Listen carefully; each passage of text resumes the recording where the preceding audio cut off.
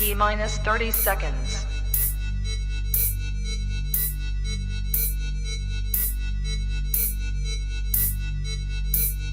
T minus 20 seconds.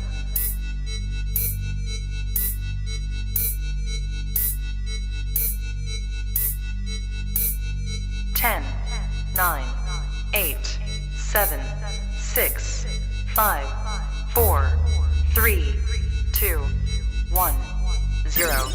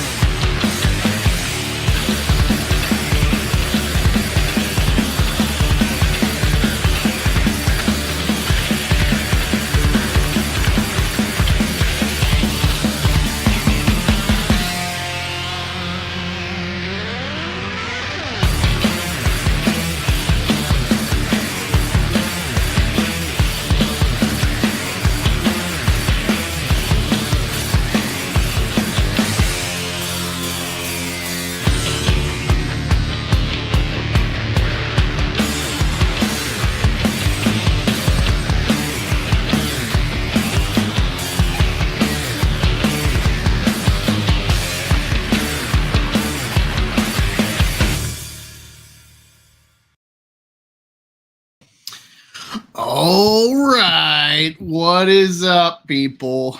Waiting on Rookie. He's maybe listening in the background. He is reading a comic I've assigned him.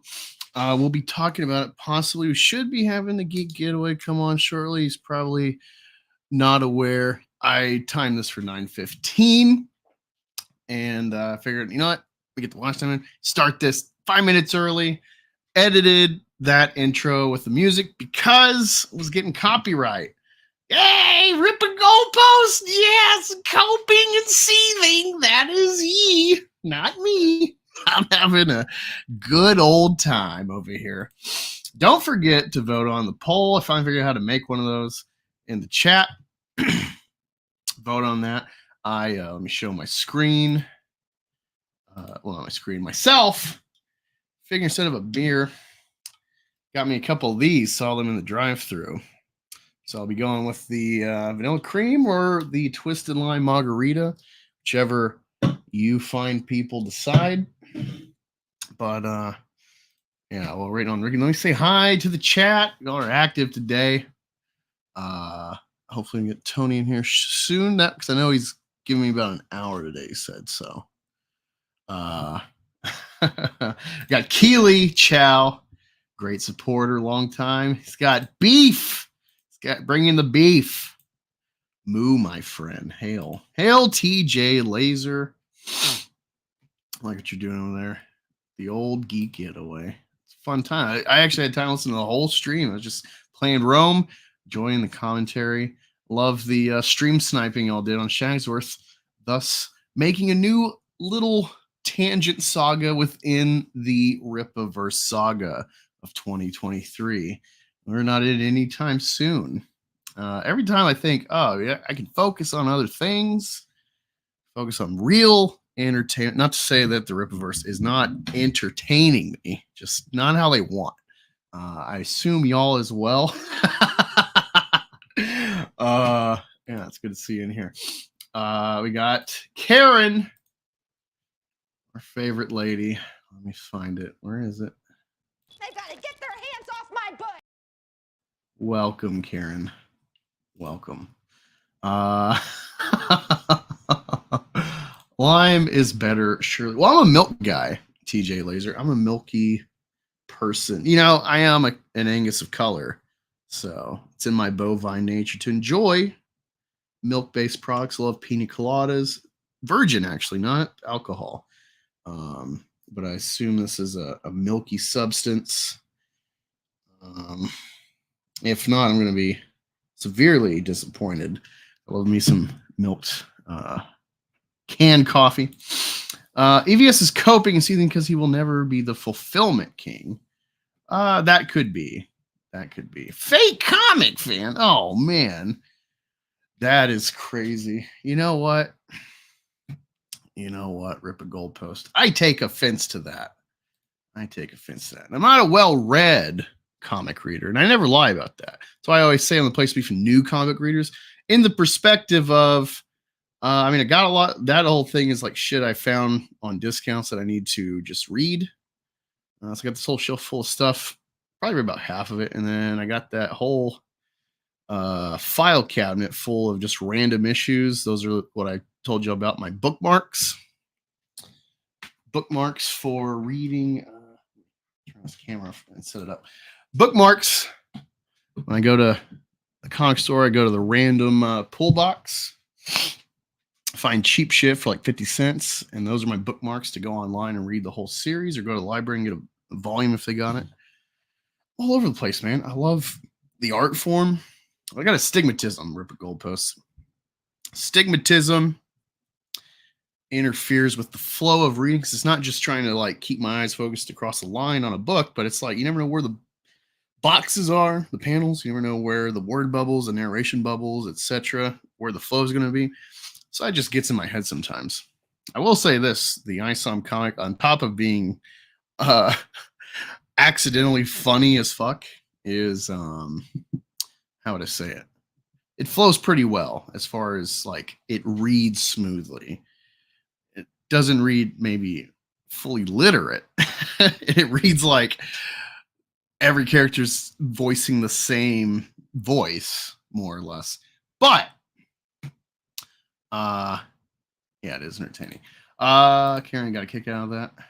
There's the rookie critic, the critic of rookiness.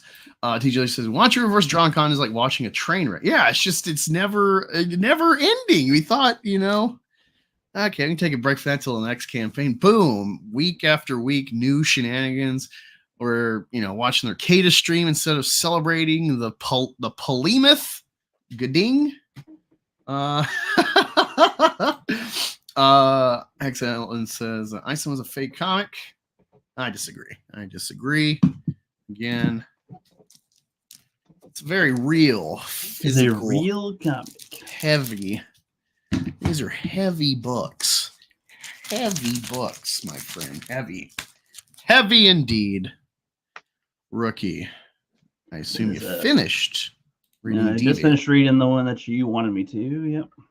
All right. Off the top, just like quick, what's your thought of it? I thought it was okay. I mean, if I read it a little slower, I would absorb it a little bit more. But I was kind of trying to quick read it so I can get to this. I remember I told you, but then I'm like, fuck, I never said. Yeah, you sent me it like 20 minutes ago, and I wasn't ready to sit down and read it yet. I was like, oh shit. So, just read it. I mean, it's fine. Again, it's like not my style of a comic that I would want to read, but it's fine. Like a horror Christmas gay angle, sort of. Yeah, I did not expect. I just saw the cover and I saw Comic Tropes share his pulls of the week, and so I noticed the Deviant. Didn't think nothing of it. Wasn't seeking it out, and then boom, I'm at the comic store, see the cover. I'm like, that looks cool. Check it out, and I'm like, that ain't bad. That ain't bad. And we got Tony, the Geek Getaway, with us. He's appeared. What looks cool is that poster behind Rook there. Who's that chick? Who's the hot chick back there? It is Yaira and Jessica Alba, and then there you go. Now, I thought I recognized those titties. Do you think that we'll be getting possibly Jessica Alba cast as Yaira in the live action? Well, she's not white enough, remember? Yeah, she's I don't know, man. Look at her in Fantastic Four. She pulls it off quite well. Family lady these days, man. She's got her some type of skincare or baby family company or something. Not really acting anymore. She will not be in films, I don't think, going forward. Oh my God, rip a goalpost. Never read a 100-page comic in 20 minutes. Fake fan. Pause. No. So you're confusing. Rookie did not read fucking ISOM in 20 minutes. He read a comic I sent him, and Tony will chat about briefly soon. No. We've read ISOM multiple times. We've gotten a kick out of it. We go back. Last stream we were looking at our favorite parts and rereading it. Yeah, I know you want us to just be copers and seethers and stuff. That's not everything's about ISOM. Okay. What? My whole life is about ISOM now. Why? Oh, why does my mic look like a fat dick? Well, no comment. You got me. It is white as well, as all dicks should be. Tortoise interference. Alphacore is better than everything Marvel puts out. Well, talk about fake comic fan. You're literally hyping it before you read it. It could be dog shit. That's not very objective and good faith, my friend. If it's good, I'll admit that it's good if it's good, but I'll have to read it first. That's the worst thing that can happen is these books be good. I mean, we're having fun with how it is. I mean, I don't think that for me it'd be the worst thing because then it wouldn't be fun. It'd just be like, well, it's just a standard comic now. It would still be fun. You guys are missing it. If Alphacore is good, then Eric July has to admit that his comic wasn't good, right? Because people are gonna be like, oh, this one is actually good. And when everyone's praising Chuck's book, then he's gonna be like, oh, you guys are lying. You're just saying that. He's gonna spurg out and say that we're lying because Chuck wrote it. And then he's gonna basically put Chuck down because his book to him was good. So if you like Chuck's book, you had to like my book, and we're going to get classic Eric July Meltdown. Watch. It's a win-win. If it does bad, we win. And if it does good, we win. I suppose, yeah. Well, no, if it's well written and then it's still tanking issue to issue, that's even funnier. It's like you're getting better quality and then tanking. And then it'll expose them as fake fans. Like, you guys never even cared about the comic books. It's always been about Eric July. Oh, yeah. Eric Juneteenth. Let me see. So, Tony, let me pull up the comic. Did you have a chance to peruse the comic, or was the pop-ups too much for you? Too much for me. I don't want to. I hate the pop-ups too, man. I was like, dude, I fucking hate those. I'm just like, dude. Oh, dude, it's I don't want to be on the page. Phone. I don't want to be on this page. It's like, oh, here's pop-up. This pop-up. Oh, there's a virus thing. I'm like, get off the thing. As soon as I get one pop-up, that website is gone. I'm never going there. Yeah, that's why I don't go to Bounding into Comics. They have too many pop-ups. Really? I mean, they have pop-ups, but it never does like this website. It's a brand new computer. It's barely 6 months old. I'm not taking any chances. I understand that, but I've been using it for a couple of years. Haven't had any problems. So let me pull it up. Let me whip it out here. So again, I'm apparently a fake comic fan. I always say I'm a novice, like I said, but I'm not a fake fan. I do like this medium. I don't even call myself a fan of comics. I never said I was a fan of comics. I am trying to read some comics that might have some good stories, but I'm more of a movie guy. So I didn't even know that they still printed comics until EVS's Cyberfrog. And then like he's talking about the industry, and I'm like, wait. They're still printing comic books these days? Like, seriously, like that's. I was like, oh, I thought whatever ones are being passed around are just leftovers. I don't know. I never paid attention to comic news. I didn't know there was even the Sphere until 5 years ago. Yeah, no, I understand that. Yeah, so this comic that partially Comic Tropes is responsible for helping catch my eye on. It's called The Deviants by James Tynion IV.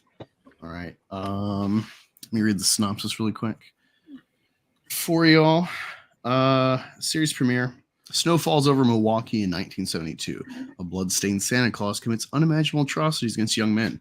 50 years later, a troubled young writer interviews the so-called deviant killer who still maintains his innocence from behind bars.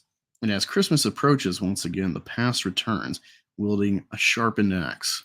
Eisner-winning writer James Tynion and proclaimers Joshua Hickson united for a pitch black, a holiday horror story. So I was very surprised by this. I didn't hear anything about it. I don't like follow comic news exactly. I see, triggering things about Marvel or DC, like the Tim Sheridan thing. I see that pop up on Twitter, but I don't like follow comic news. I just go to the comic store. If I see something that looks cool, I'll snatch it. But I only get like Spawn pulled and then this new Godzilla run right now. Everything else, I just go to the library, I read it for free on here.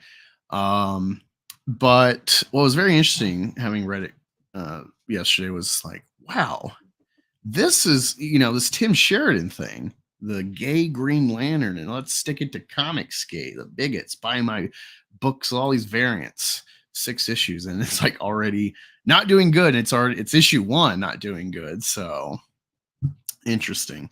Doesn't look like the Pander Stone quite pandered out for Timmy here. But I don't know if James Tynion is gay or not, but this book is about a gay guy who is a writer, and he's trying to make a graphic novel about this killer. And he's having flashbacks to various points in time back in the 70s with these killers. Now, the art, it's not like a favorite art. It's fine. It's not even like standard comic art, but it has a character to it. And what really surprised me was the even keeled nature Tynion brought to representing gay people. It's got a prominent, arguable, yet to find out, 9 issues, killer in prison who is gay, who is the deviant killer. He's PDF file, legally speaking, at least, and is pinned with murdering these boys from a town this writer grew up in.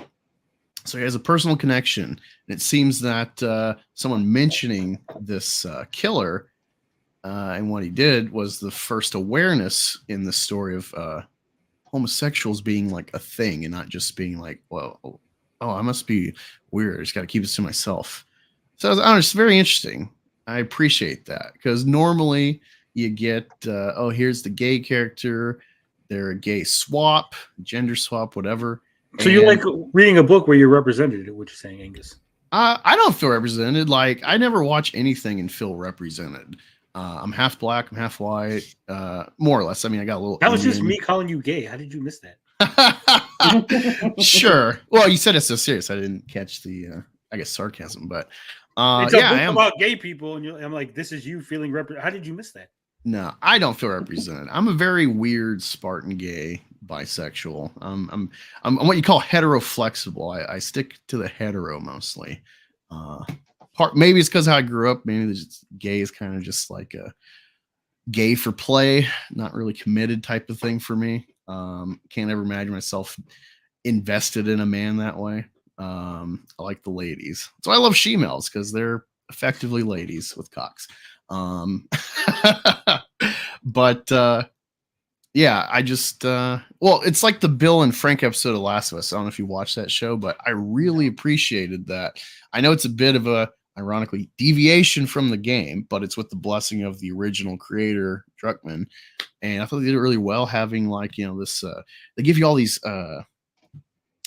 dog whistles of here's a white supremacist gun-toting what a domestic terrorist Trump supporter.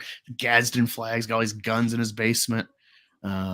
He's not going with the diverse quarantine van. And then it's like, oh, he's gay.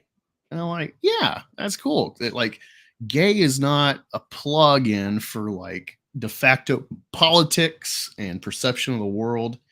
Especially like Trump had, I think, the biggest boost in gay voting for Republicans in history thus far. So gay men especially are realizing like, wait a minute, you've hijacked what our forefathers fought for with the equality initiative and all that. So I appreciate nuance like that. I'm not against the idea of a trans character, but I wish there's a real problem with the Minecrafting yourself in that demographic, and whether it's society's fault or if it's a mental disorder, actually address the argument and don't just like brush it on the rug and think, oh, everyone just loves these people unless they're bigots. It'd be cool if Eric would have someone, it doesn't have to be the main people, but have someone where it's like, we're in Texas, so it's a more or less still a red kind of Bible thumping state still to some degree. Have Alphacore is gay.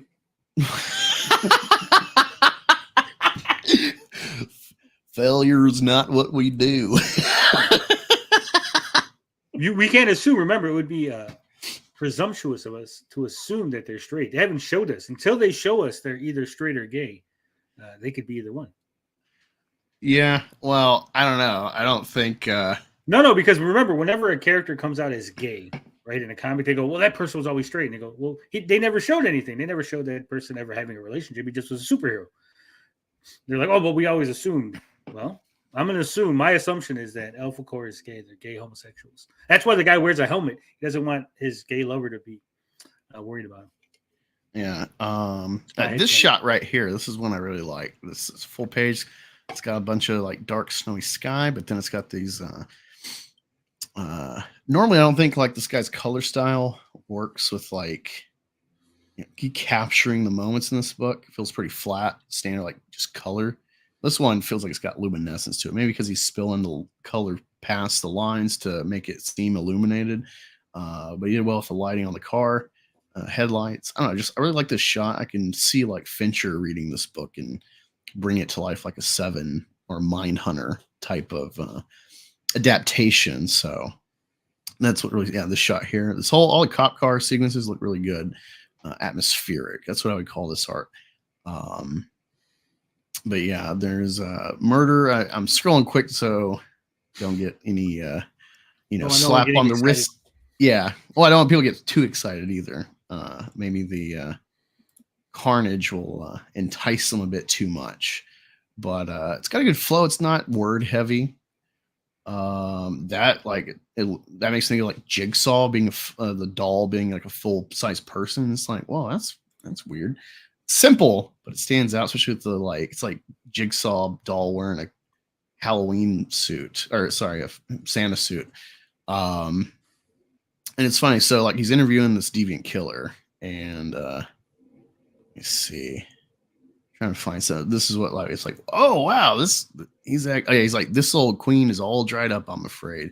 And at first I didn't, because it wasn't clear this was going to be a gay book all around. You knew from the start because he's with like his boyfriend or husband at the mall. You knew the writer was, but this killer, he says this, and I'm thinking maybe he's just saying a phrase, but then he like says more.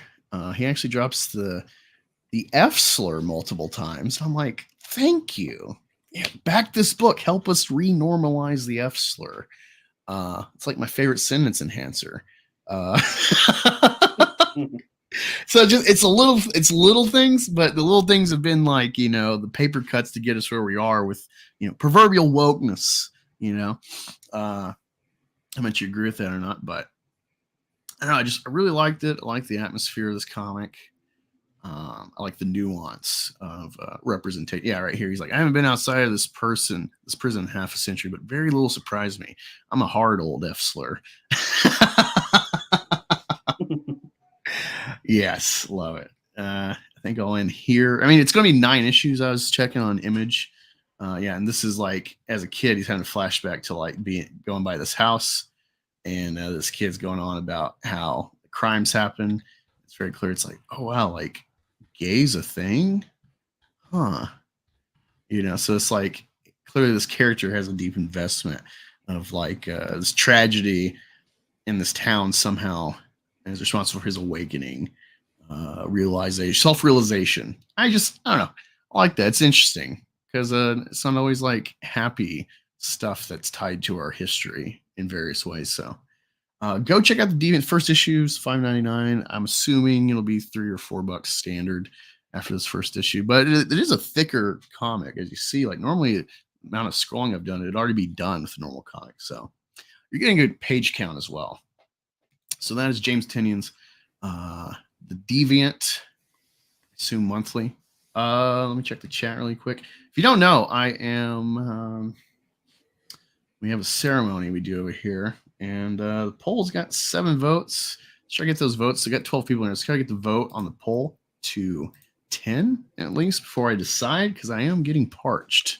I'm getting parched. We have a little ceremony here. I want to christen with Tony. What'd I do? And you just need a drink. You don't have to be on camera, but take a drink with us. Just waiting on. I don't drink alcoholic beverages. You don't have to drink. You can drink water. I don't care. Just get some votes in, people. We got 8 votes.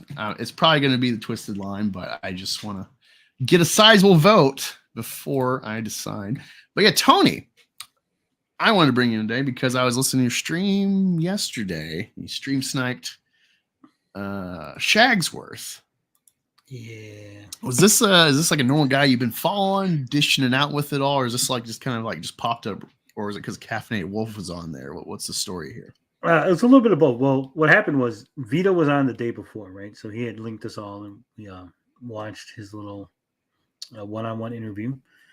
So he was on my radar, and I think I went back to check, like, I'm going to see the comments what people were saying about Vito, and I seen it's got the next video coming up for the channel. I was like, oh, Caffinated Wolf, and I was like, that's the guy that DMCA'd me. So I was like, well, I can wait until it's on, and then I could pop over there and super chat and see if this guy will address the DMCAs. And then all hell broke loose. Yeah, it really peed me off, actually. Like sitting there thinking about it first, like, oh, you didn't read super chat, what a bit. And it's like, wow, actually, no. I see something post, you're libertarian, and your Rippaverse, like, give it some good faith. Like, isn't this a good thing that he's doing? Support this thing against Marvel and customers. And then it's like, well, customer paid you to do a service of reading their shit. You can do it disingenuous. You can be like, all right, Geek Getaway says this and that, and thank you for the $5 or whatever. You could just have no pizzazz to it, but just read it. Even if it's like derogatory, I think it's understandable if you knowingly send a bad face super chat. They can it would be understandable to, but they can't have no work fun around the verbiage. All you gotta do is be like, look at this asshole sent this. You don't have to answer this, Andrew, because we know whatever you did is company. Yeah, put you on blast. Even you've offered the public discourse, so put yourself on blast, perhaps on a stream. That's the worst, but you acknowledge the chat. You at least show it. Well, he was an asshole. The whole problem was he was an asshole. He's like, I see it. And he acknowledged that it was there, but he's like, but I'm not going to read it. Blah, blah, blah. Like, he was making a big deal. Like, oh, okay, so didn't give me my fucking money back, right? Like, it's there. You're now telling me you're refusing to read it. There was no rules posted like, hey, don't super chat X, Y, or Z. He's like, oh, I don't want to derail. On Twitter, he's like, I don't want to derail my stream so I can ask one of my guests a question. I'm like, well, what the fuck? Why is the point of having these people on the panel, right? Like, if someone right now super chat was like, hey, Tony, blah, blah, blah. And you'd be like, you know what, guys? Tony's not here to answer your questions. He's just here to talk to me. He's my guest, not yours. I'm like, you're a fucking asshole. Yeah. Oh my God. It's What's up, George? I'm not moonlighting. It's too early for that. I'm just popping in. Yeah. Really quick. Hex Allen says, my comic campaign is closing this Saturday. What is your comic? Let me look it up. Shopping compare. He says, all I ask is that you compare it to ISOM. Oh, I will. I don't know if you saw, I actually did a comic review recently, and it was Giant Robot Hellboy. And if you notice the thumbnail, I say worse than ISOM. And that is like a good, like, that's going to catch eyes. But like, it's legitimate. Like, I legitimately feel how I said in the video, like, this is worse than ISOM. This might, an ISOM is just like Last Jedi film. It's kind of like a gauge of like, well, how bad is it? And it's like, Last Jedi, this is worse. Now it's with ISOM. This is the gauge of reading print for me at least. And I felt robbed of $4 by Dark Horse and Mike Mignola for what I think is just like a quick little cash grab on IP. More or less, someone abducts Hellboy in 1967 in London, and they take him to an undisclosed place. They strap him up into some sort of mind helmet thing, contraption, and this correlates to work a giant robot Hellboy. Why they built it to the specifications of Hellboy, I don't know. It's not clear, but also they have a girl on the same island trying to infiltrate I guess, abandoned or lost lair. People have been killed. There's giant spiders infesting the place, and then a giant kaiju Komodo dragon I love kaiju. Attacks Hellboy robot, and then Hellboy robot loses, and that's it. And it's just like, yeah, even if you truncated ISOM to 24 pages or 32, whatever, like, there's a lot of story. Is it good or not? Whatever, but like, there's a lot of story. There's a lot of things to like. We're giving you plot points, This one just felt like I got a half-cracked idea. The drawing's fine. The drawing's great. The art's great, but I don't know. It really pissed me off, actually. So even if it's a neg, it's kind of a tip of the hat to rip on. Hey, at least you didn't do that. But yeah, what is your comic, Hex Allen? See if you commented. Yeah, I'm still not seeing. Anyone let me know what Hex Allen's comic is? Do you know, Tony? I have no idea. Oh, wait, isn't he on doesn't he pop in on your chats? He might. He would have like shielded himself. Yeah, he would have shilled himself a long time ago. Everyone loves shilling themselves, although George usually takes up all those slots. Interesting. Tim Pool, did you see that clip? I did not see the clip. I heard about it. Okay, well, let's give old Rippa Goalposts some coverage. Crap, let me get out of here. There we go. Scroll. He clipped this. So we're going to look at the insightful Tim Pool regarding Rippaverse Comics, ISOM. Let us see what he said. Here we go. See how objective I am, Rippa. I'm crediting you with your coverage. Wow, who the fuck wrote this article? It's from the Post Millennial. Gay sex-fueled Green Lantern comic book DOA after fans reject it and sales fall flat. It's I don't think it's sex-fueled. Well, yeah, I haven't read it, so I don't know. Did you read it? No, but from what I've seen of it, it's just he's in bed with the guy. Yeah, it's no worse than any other comic where they have, Spider-Man goes in bed with Mary Jane, or Tony Stark has a model that's in the bed waiting on him, and he gets in the bed with him, right? And they're talking, you just see their upper body, and they're talking as they're laying on pillows, right? It's not like he's got some dude bent over. He's like, yeah, fuck you, I'm Green Lantern. I'm fucking you with my Green Lantern dick, right? Yeah. And he's not making, sex toys with the Green Lantern power. Like, oh, you like that? Honestly, yeah. Like, I don't know. There's a chain up here of sex stores. I'm not sure how big it is internationally, but it's called Lion's Den. And, yeah, I think that'd be smart of them, actually, make DC licensed sex toys. I don't know if they do that yet, but, especially you want to lean into the lettuce, bacon, guacamole, tomato demographic, then that's right up the alley. I have no idea what any of that meant. The alphabet people. Yeah. It's just, yeah, again, I'm technically on bi, but I don't relate to the modern alphabet as Chappelle put it, and so yeah, I just I just don't understand all these fancy synonyms that people use to get around all this bullshit. I just say it, right? If YouTube wants to not monetize my video, Oh no, it's not for censorship. It's just a funny. me Most just people mocking laugh because it's like I'm mocking, making it like a series of ingredients for this sandwich. Sandwich does sound good right about now. Yeah, dude, I had me 2 bologna sandwiches with sprinkled a little bit of Parmesan on it. Fucking great. Man, you are white. Yeah, I definitely lean into the white. On those Alphacore are transracial. They keep changing color. Yeah, we were talking earlier about the gay we don't know if they're gay or not, any of the Alphacore members.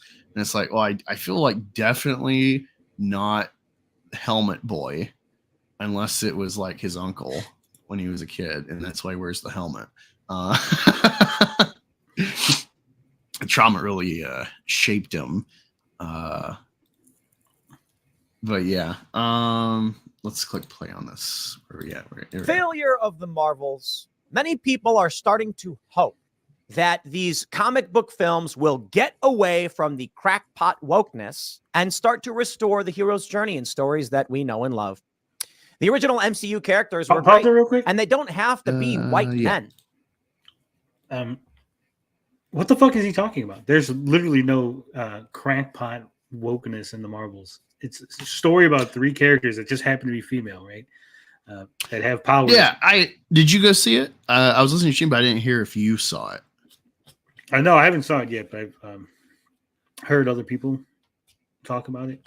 Yeah, me and Rookie, we did 3 hours of conversation about the movie last week, and wokeness was, unless you're like really like digging deep into like the intrinsic, like what is the female fantasy of this story?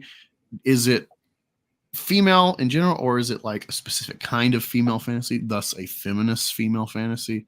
And thus you can find some holes outside of like real in-depth digging of like intrinsic, is this influencing the story and why it doesn't resonate?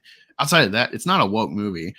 Maybe the casting and plugging these characters together maybe had a reasoning like that behind it, but yeah, I didn't watch anything in the movie and thought woke. Oh great, they're plugging this in. I think it really tried to circumvent the bad juju of Captain Marvel. They even had a kind of funny race joke where whatever race Kamala's parents are or something. Or like America's pretty strange when it comes to relationships or something, because they had like Carol say to Monica, who's black, like, oh, she's my aunt or something, and or Auntie Carol or whatever, and they're like, but you guys are different. What? It was a quick for Disney. I was like, hey, that was kind of funny, but yeah. Yeah, it's not. It was funny because, like, well, if they really leaned into it, you can make some really funny jokes about, like, man, these crazy Americans.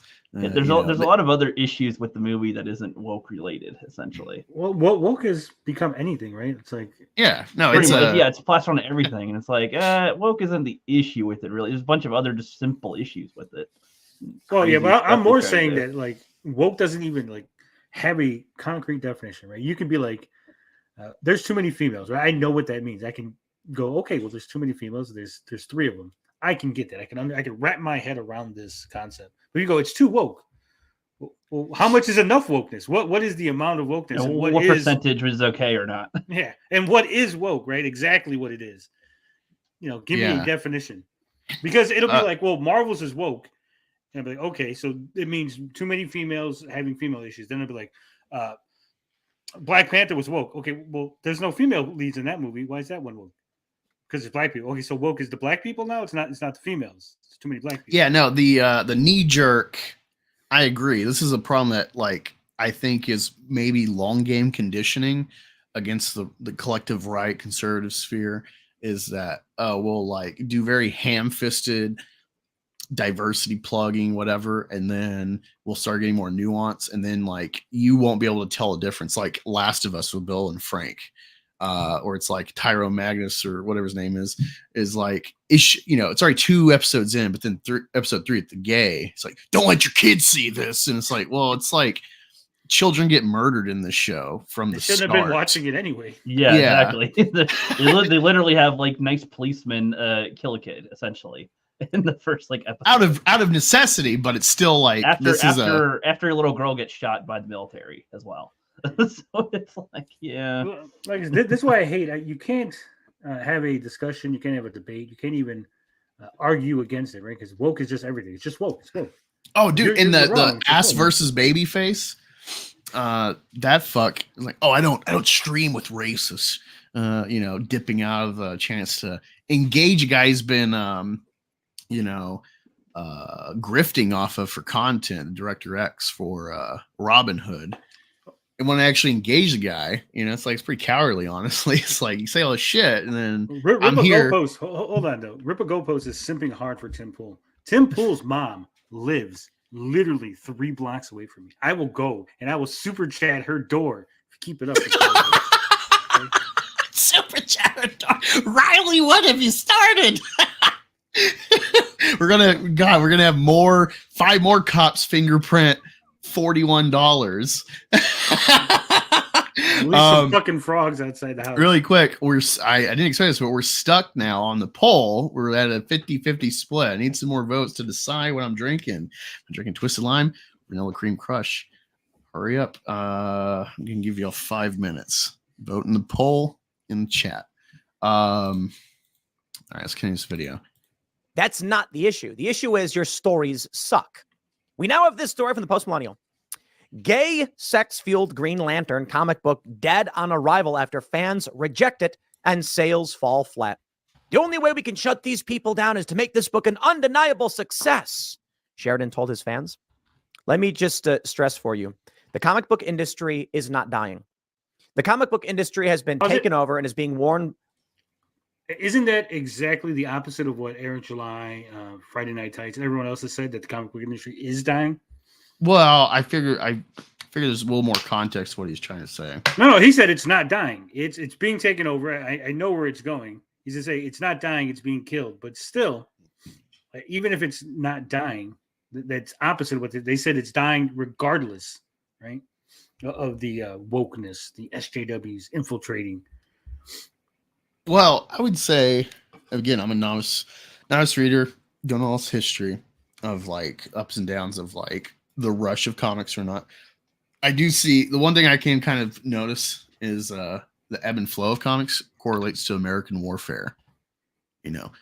Korea, World War II especially, Vietnam, and the War on Terror. These are big moments to boost comic sales. The heroism and the iconography of black and white heroism really permeates, and then once it wanes and people get fucking tired of war, the taxes, or the death toll, whatever the case, who's really the good guys, then you get gray nuance, just like noir in film. After World War II into the Cold War, you get noir film where it starts questioning the loyalties to the government. So I see something there. Otherwise, couldn't tell you about besides the bust in the 90s.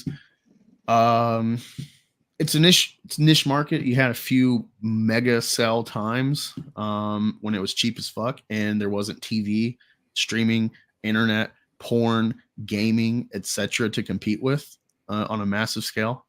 Now you have all that. Comics are just always going to be niche, more or less. Unless you have like a big, solar flare to put out all the lights. No one really cares about comics. Now they're chasing after the 90s boom, right? If you look at the trends in comics, they were never big. The 90s hit, they got really huge. They got over. It was like a bubble, right? The bubble burst eventually, and comics are settling down to where they were. However, comic writers, the industry itself has always wanted that 90s hit, right? So they're like, well, we were making, buku bucks in the 90s. We should still be making that, instead of realizing, hey, just ride the wave, and the wave is back down, right? So you got people that are getting overpaid, comics that are being oversold. It's a big mess. Yeah, well, that's funny because I think it goes right in hand with what was talking about earlier this week with Mark Millar's comic proposal of like a 50-50 split for a certain like threshold of sales to like try to get the best people. But it's like, that doesn't necessarily correlate to best stuff. That just correlates to like, this is best selling, I would argue a lot of manga, from what I understand, is not like the best shit. It's just engaging enough and it's flowing quick because it's like more or less pretty cheap for these artists to just whip them out, quick compared to like comics. Usually pretty time intensive for our artists. to create. So I will say this, and this is something that a lot of we got some comic people in the chat, and I've always had comic people pop in on my panels and everything. But the truth of the matter is, they need to fire everybody that has any sort of name recognition, all across the board, Marvel and DC. Fire them. Because you know what? When comics started, no one was going to the comic book stand, to the newsstand and going, "Hey, let me get the new Stan Lee. Let me get the new Jack Kirby book or the Steve Ditko. What's Steve Ditko putting out this week?" No, they're like, "Give me Fantastic Four. Let me get New Gods. Let me get that Superman comic, right? Let me get that Batman." We've moved away from the time of the superheroes selling the book to, well, who's working on the book? Oh, Mark Millar's working on it. I gotta get that. Chuck Dixon. I gotta get the new Chuck Dixon book. I would counter a bit at least because, I got a friend where it's like, oh man, like that guy. We see a trailer, I'm like, fuck, it's that director or that actor. I'm definitely down to see it. Well, that's the same way. That's what he doesn't get it. And I'm like, well, if you're Leonardo DiCaprio, your worst movie is in my opinion, is Gilbert Grape. And what's up, Justin? That's just because I hate that movie, but I appreciate his role. Like he's a solid top tier actor, so I'm always going to check his stuff out. So you get good faith. You get good faith from certain writers. I realize that's like a Rippaverse joke now. Yeah, but what it does is it creates the atmosphere where the writer's now going to demand more, and it's going to cost more to make the book. And so remember, these were simple little. Yeah, well, that's the problem in the NFL. Kids. You get it's the same with the video game. Comes up off the bench, 5th round player, barely making maybe $1 million a year at best, and then he becomes a star. Like Dak Prescott was a 4th round pick. Now he's the star of the Dallas Cowboys, and thus he gets a big pay increase, and thus you have to adjust on the rest of your roster to compensate. And so that's like the challenge. I don't know. You got to work through it. But they're making money.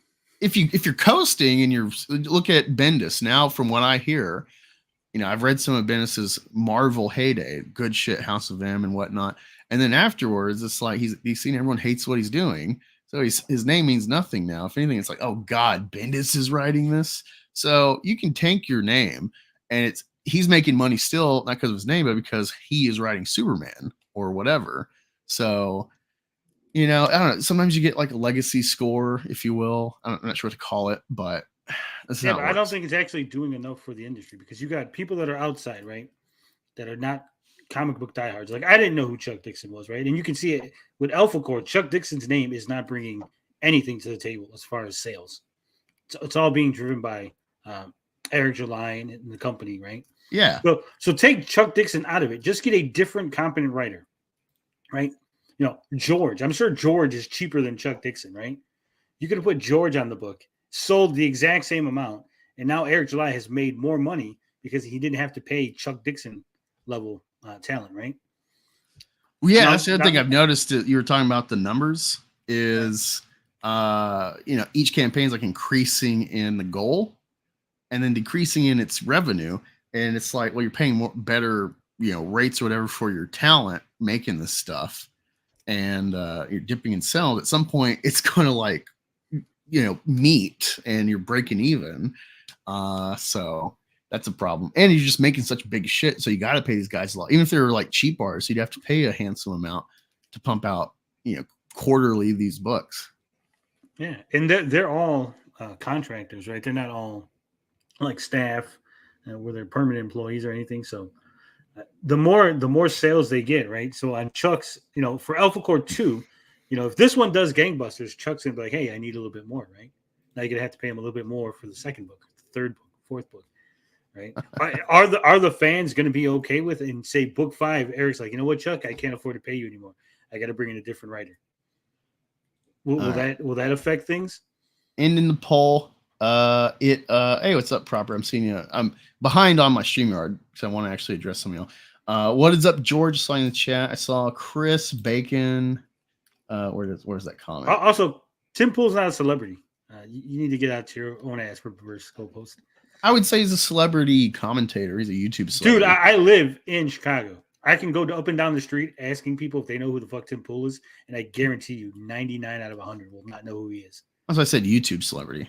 Yeah, but he's from Chicago, so you would think a YouTube celebrity from this city, he would at least be known here, right?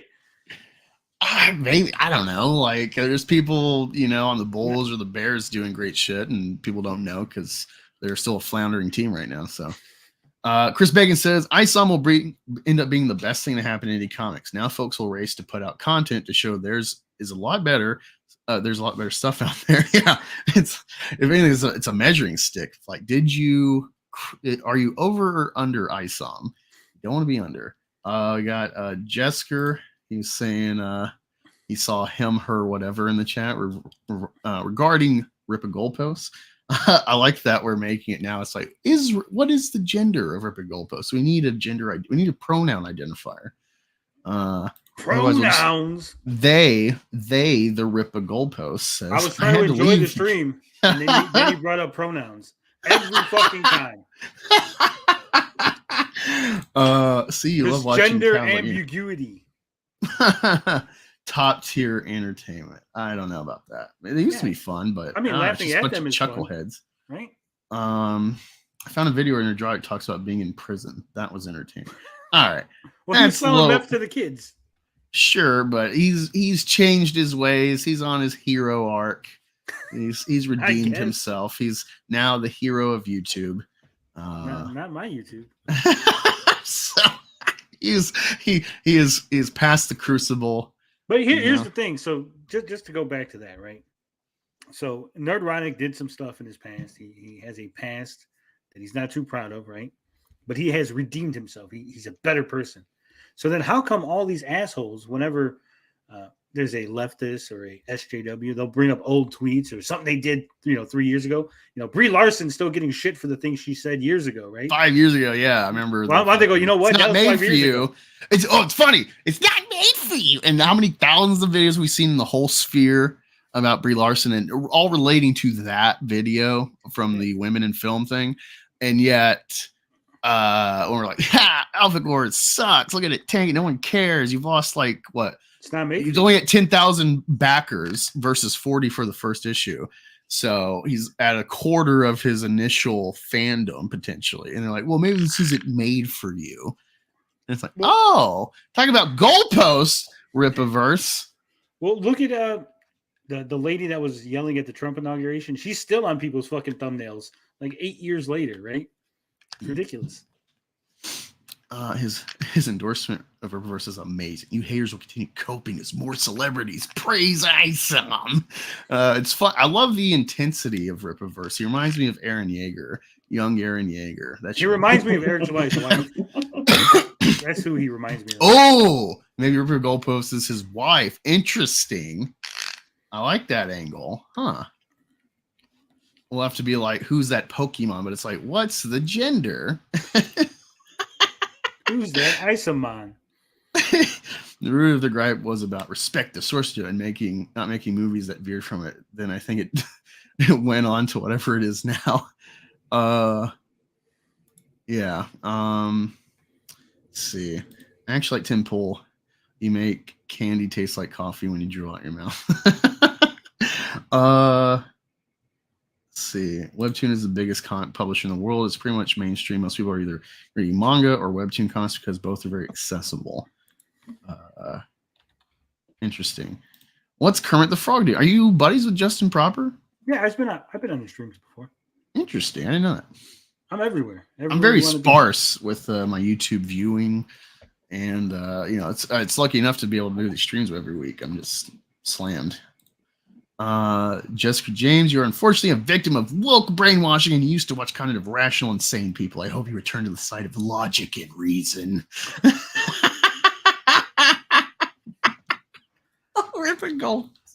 You are entertaining. All right, let's finish this video.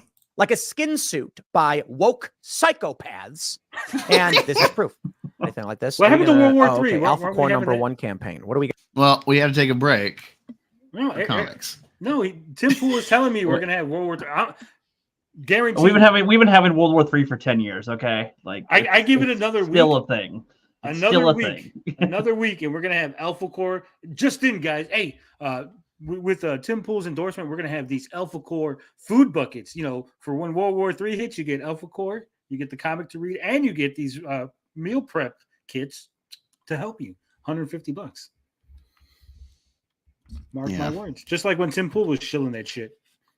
So, really quick, we got to do a ceremony. Uh-oh. Turns out the Vanilla Cream Crush won. Thank goodness. Vanilla cream. That sounds nasty. How does that sound nasty? I'm being a dick. I don't know. It sounds a little. Right. I mean, I guess for alcohol, I never thought of imagining that with alcohol, but I guess you can do anything with alcohol. I guess, yeah, it's a Mononco. Sure. It's a vodka cocktail. All right, let me remove this comment. Not remove, but like take it off the screen. Get rid of it. It's time for a ceremony. Get your drinks ready, people. Whatever you're drinking, water, alcohol, anything in between. I have a Ultra Rosa Monster. Nice. Get that bad boy tip back because it's time for the Horn of Ceremony. That's right. And we get our horns ready, tip it back, and christen the stream properly. Only 55 minutes in. That's it? I thought you were going to chug the whole thing. No. I'm not a big drinker. This concludes the Horn of Ceremony. It's kind of a mundane. It's meant to be mundane. And that's over now. Okay, back to business. And we're done. Yeah, what's up, Justin Proper? Yeah, he just showed me a movie that he worked on a little. He didn't make, but he helped somebody else make, essentially, called Moondragon on Amazon. Interesting one. It's a very independent film that has a lot of good things in it, I guess, for some stuff, but probably not one for everybody. It was pretty all right. Huh. I know TJ Laser is referenced in RoboCop because I just watched that recently for the first time, and I know the reference.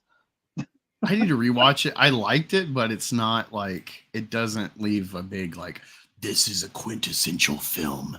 I appreciate it's a really great film. I thought it was kind of a fun one. I guess based on me having not seen it before, and a lot of stuff that comes out now is a fun little movie there. But I don't know, was TJ Laser an actual thing or just something made up for the movie? Because I can see that being a real thing, or just made up, like in Home Alone or something. It's we made up a movie. Yeah. Nitpick all you want, Ripper Goalposts. Normally it is full screen, but make do with it.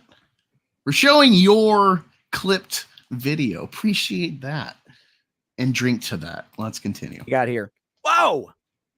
300,000 pre-order campaign goal, $959,000 in sales. Here we go. ISOM number 1, I think we just had, that's 3.7. And ISOM number 2, where's ISOM number 2 at? Is that going to load? I can't get that one to load. Come on. What's going on? I don't know, whatever. Website's going down. Rippaverse could be worth as high as, with these kinds of sales each year, millions of dollars, $20 to $50 million. We can expect the company to generate. Wait, by when?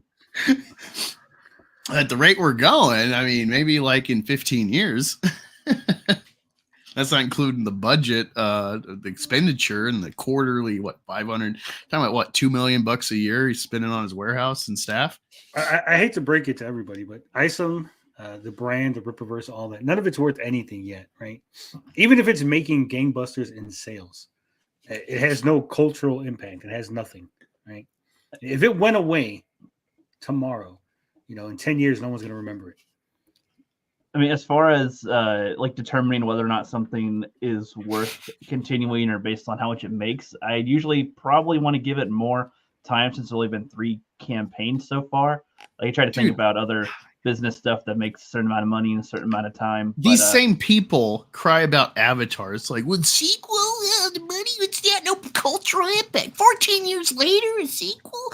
Wow. And then boom, look, it makes another $2 billion worldwide because it resonates with people, because it tells a very close to the heart, to the soul of humanity, to want to leave modernity for nature and be one with the earth. That's why it resonates. I just want to know where he's getting this valuation, right? That's what I'm saying. I'm not sure how he got to there, and what time frame does he actually mean by that? Don't you wish you were as logical and full of reason like Tim Pool? Because I would say so far that I don't know how you determine that with each one making less, just so far based on 3. I'd say not just that. After 6 or 7 of these campaigns, maybe there'd be a better determinant on what its value would be ahead of time, but I'd say right now it's still hard to actually tell what. Remember, he bought a big box we're of discovering it as we go. He bought a big box of pronoun chocolate from Daily Wire and was promoting on stream, giving it to people for a while at least. Well, Eric July is going to be on Tim Pool in the next couple of days. Mark my words. Oh, sure. But he also had that clip of like Angel Studios people with the fucking Sound of Freedom trying to correlate those two, link them together. Who knows what monetary investment he could have in this, behind the scenes. So he probably has some sort of like, ooh, maybe I can get my fingers in on this grift. Yeah, he wants that. But I'm saying is $20 million valuation. They haven't even sold $20 million worth of product, right? That's one. And two, we don't know his expenses, right? We only know if this is to be believed, right? Because we're always skeptical as to when people put out numbers without third-party verification, right? Because they do the same thing, and this isn't me making shit up, right? Listen to fucking Friday Night Tights, all of them. When Marvel says they made X amount or they sold this many books, and they'll complain how the numbers ain't public and we can't trust them, yada, yada, yada. So I'm just giving them the same level of credibility, right? But we don't know his expenses. He could be making a $3 million campaign and have spent $2 million on it, right? So it's only a $1 million profit. Whoa. I found your comic. If you're still in the chat, Hexon. Found your Twitter, so we'll be showing that shortly. Let's finish this. Right, several $1 million every single year. For this reason, the company itself has a projected revenue, which is value, plus hard assets and intellectual property. So I want Eric July to be greater than Stan Lee and Jack Kirby and all of these other comic book creators. I want him to stand up and say, he wants him to be greater than Jack Kirby and Stan Lee. The progenitors of what the MCU would become. It's off of their legacy. Well, you know what's funny about him saying that shit? That just shows that he has no comic book knowledge, right? Because those are two names that everybody knows, right? Everybody knows Stan Lee, Jack Kirby. Throw in some other names, that people who are comic fans. If you throw in more names, but you say Todd McFarlane, the guy who made his own comic company with other artists, and then makes his own toy company, and is now making as a competitor, making the toys for DC Comics. Yeah. That's how well he's done to take over their production of their merchandise as a competitor. That's crazy. And that's current. Stan Lee's fucking dead now. He's always for years. What 5 years now? He died before Captain Marvel came out? Yeah, that was like his last real credit. Yeah, around there. So, yeah, that's another little angle you just added to this whole thing is appeal to current readers. And honestly, besides Todd McFarlane, I don't know if there's another like big kingpin in comics to point the finger to, like that guy. That's the future, Ethan you got Jeff Johns doing his thing with Fabok and Company, making his own other image. I guess I don't know. I've seen inklings of that. I don't know the full context, but Jesker says he never heard Stanley go around calling people hoe-ass crackers. That's why he didn't have a $6 million, year in comics. Wait, so what would it mean to be like around the level of Stan Lee and them? What would that even mean to be around that? It means making a cameo in Spider-Man. It means creating characters that last generations, that last decades, right? Celebrated stories and characters that are going to be around forever. An illiterate, mentally unwell internet tough guy can be better than Kirby, guys.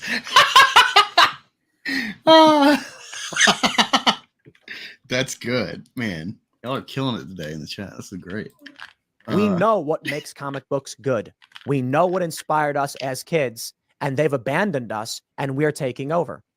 Wait, the way he's putting that, it's like, all right, if I'm at Marvel or DC, it's like, all right, let's look at the ether of the internet. What are they saying about comics and the state of things? And I look at this video, and I'm like, man children. Yeah. Well, they have abandoned man children. That's the problem. The problem is, and I've said this before, and I'll keep beating this fucking drum. Comics are not for adults. They never were for adults. That was never the intentions of comic books. Somehow, these comics from Marvel and DC caught on where they stayed with that generation through their life, right? They became teens and they kept reading them. They became adults, they kept reading them. They became older adults and they kept reading them. And the comics sort of matured along with them. But that was never their original intention. And while the comics matured, they stopped getting younger audiences. So now they're in a demographic where they got old dudes that are going to eventually die, and they got no young kids reading the comics. So now they're trying to course correct and go, shit, we need to appeal to the kids of this generation, so we'll have fans in 40 years from now, right? Yeah, with the wokeness, however cringe it is or not, actual, hot topic, politics of the day, trendy politics to plug in disingenuously into stories. This does matter to young readers of today. Do they have the buying power? That's questionable. But there's a clip, I saw the clip a couple weeks ago. Jaden Smith, he's on a stream or something. He's talking about kids want to be on TikTok and this and that. But it's what about the climate? What about this and that? And it's what the fuck? What kid fucking? When I was a kid, I was oh man, NBA's going on right now, the playoffs, awesome, or maybe a movie, or I got into music late, so it's AC/DC just stuck, and so oh fuck, they're touring, they got a rock band, oh man, I was worried about dumb shit, not about fucking yeah. So it's I think it's a problem too, is they want to try to course correct to a younger audience, but then the younger audience is actually steered to worry about mature things, worry about shit like Greta Thunberg and Gaza, which I support Palestine in their endeavors, but that's not what kids should be worried about. So they're really screwed with having leaned into politicizing things. They've kept it on an adult level, even if they're trying to make it trendy for younger adults. Yeah, those conservatives need to leave the kids alone. Let them be kids. Let kids be kids. I just meant the companies playing this, angle. But I do like your groomer angle there of critique. Interesting stuff. I want every one of these people at DC and Marvel and any other of these companies to look at him and wish they were doing what he was doing. I want every kid. He wishes these people at DC were on a stream with a lawyer being oh man, it sounds kind of like you did charity fraud. I want them all to be sued for trademark infringement. Be sued by a international church organization for not checking their copyright and trademark. That's what's also dumb about this for goalpost you close. You think it's a big win, but it's actually this guy is no fucking knowledge about the cesspool of the Rippaverse and all of its baggage. Only 3 campaigns into its longevity thus far. Well, it's not even just that. I mean, even if we take all of it away, right? Let's say that this is a successful campaign. It had no sort of lawsuits, no hiccups along the way, right? You cannot have everybody do this. The world, the economy cannot afford 47 ISOMs, right? 47 different independent comic book companies doing $1 million campaigns. Well, that's why you need to go vote for your senators to give you a stimulus. I'm saying, how many comics could you buy for $35 or even for $28 every year? Well, a lot more if I got a goddamn stimulus. Checkmate, Tony. Gotcha. I know. If we just become communists and they just hand out comic books free, right? No money. ISOM, the ISOM manifesto. The glorious. I did make a meme of Eric of it was in the style of Mein Kampf, and I made it say Mine Warehouse. This is before Riley did his shit too. It was just God damn it, Riley! Stole your thunder, huh? No, it wasn't still in thunder. It was oh my god, this totally changed the context of this. Oh man, it could have been even funnier if this was in my awareness to meme it.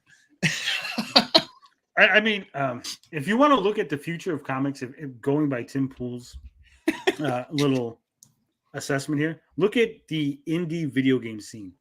Literally, there's hundreds of indie games releasing on Steam every fucking day. And none of them, if you look at the analytics, it's only 1% of all games released on Steam make money. 1%.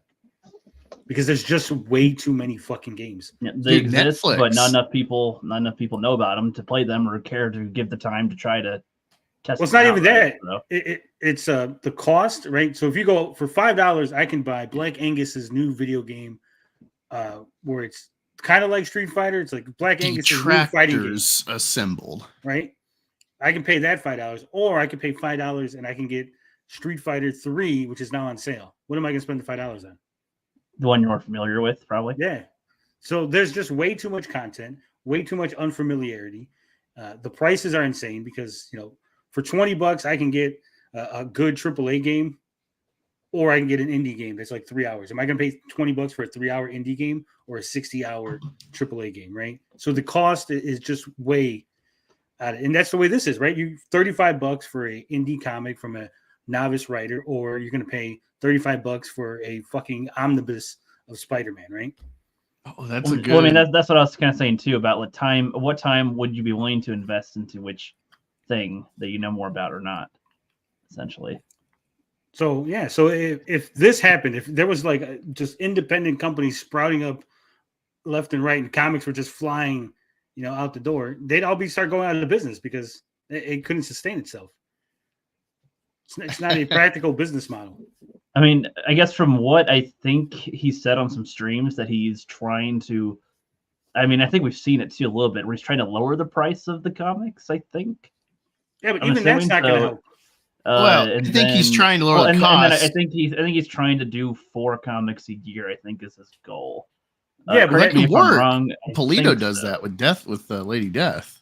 And I'd say that's a which is- better goal to have than like having one a month or something, because But- really that'd be insane. But even But- one a month, we're talking just Eric, right? Just Eric. Yeah, just for Rippaverse, yeah. Tim Pool's talking about, I want all these other guys to also go on and do, right? He wants more. Okay, oh, that would be insane. Yeah, that would be. I'd pick a few and stick with that probably, because I don't know if I'd be able to. I mean, look how many indie comics. Many There was a guy in the currently. chat, what, Hexen? Yeah. We didn't know about his comic. He's like, oh, I got a comic, right? There's his comic- already- That's true. It's called y'all can go and I'll show this in a minute. It's called Nephilim Squadron Volume 1. I'm not sure what the goal is. I think it's in demand. So it's at $4,500. If we just like all of a sudden everybody's putting out a comic, it would be so diluted. The fans of comic books would just be exhausted with the amount of product. No, you're right. I can actually attest to that right now. I mean, just a few months ago, I was like, okay, I'm going to support a lot of indie comics. So I bought like over 10 comics. I don't know how many I bought, but it was like $400 worth, and I'm like, so that's the last comics I can buy for a while, because like I don't have that kind of budget to do more. I bought all them then because I don't know when I'll get all of them either. Like, will that be in the next? So that's why you're a hater. The next year or two, I'll get all You're those comics brokey. that I bought. So it's like, but it's like that was the thing too. I'm like, well, okay, well, I want to read these comics how far down the line? I guess I should get some now because I don't know how much I'll want to, have in however long forward. That's kind of a factor too. Like, how long do you get them? That's the one thing I'll really credit Rippaverse for. They send them out pretty quick. But I guess No, they don't. comparison. But I mean, compared to You nailed it, TJ. like certain campaigns, yeah, but there's a lot of other campaigns that send them out. no, that's or Fall of Man that came out really quick when I bought that. This is why manga is dominating, because you get way more pages, right? You get a better story, it's better paced, and it comes out on a regular clip, and it costs like $10, $12 for a fucking book. Yeah, I've seen manga at the Meijer and shit, which is like, that's just the general grocery store. They're like a smaller, I think, Michigan-based competitor with like Walmart, and they already got manga in the stores. Maybe I'll say like one thing that's maybe a comic, but even like Star Wars, I saw first Star Wars manga I've seen in the wild was Mando, and it's a manga, not a comic. So it's just like, huh. I mean, and then you could buy used manga. They're not really collector's items, like comics are. So you ain't worried about like variant covers and fucking foil. I don't need my One Piece Volume 30 foil covered signed.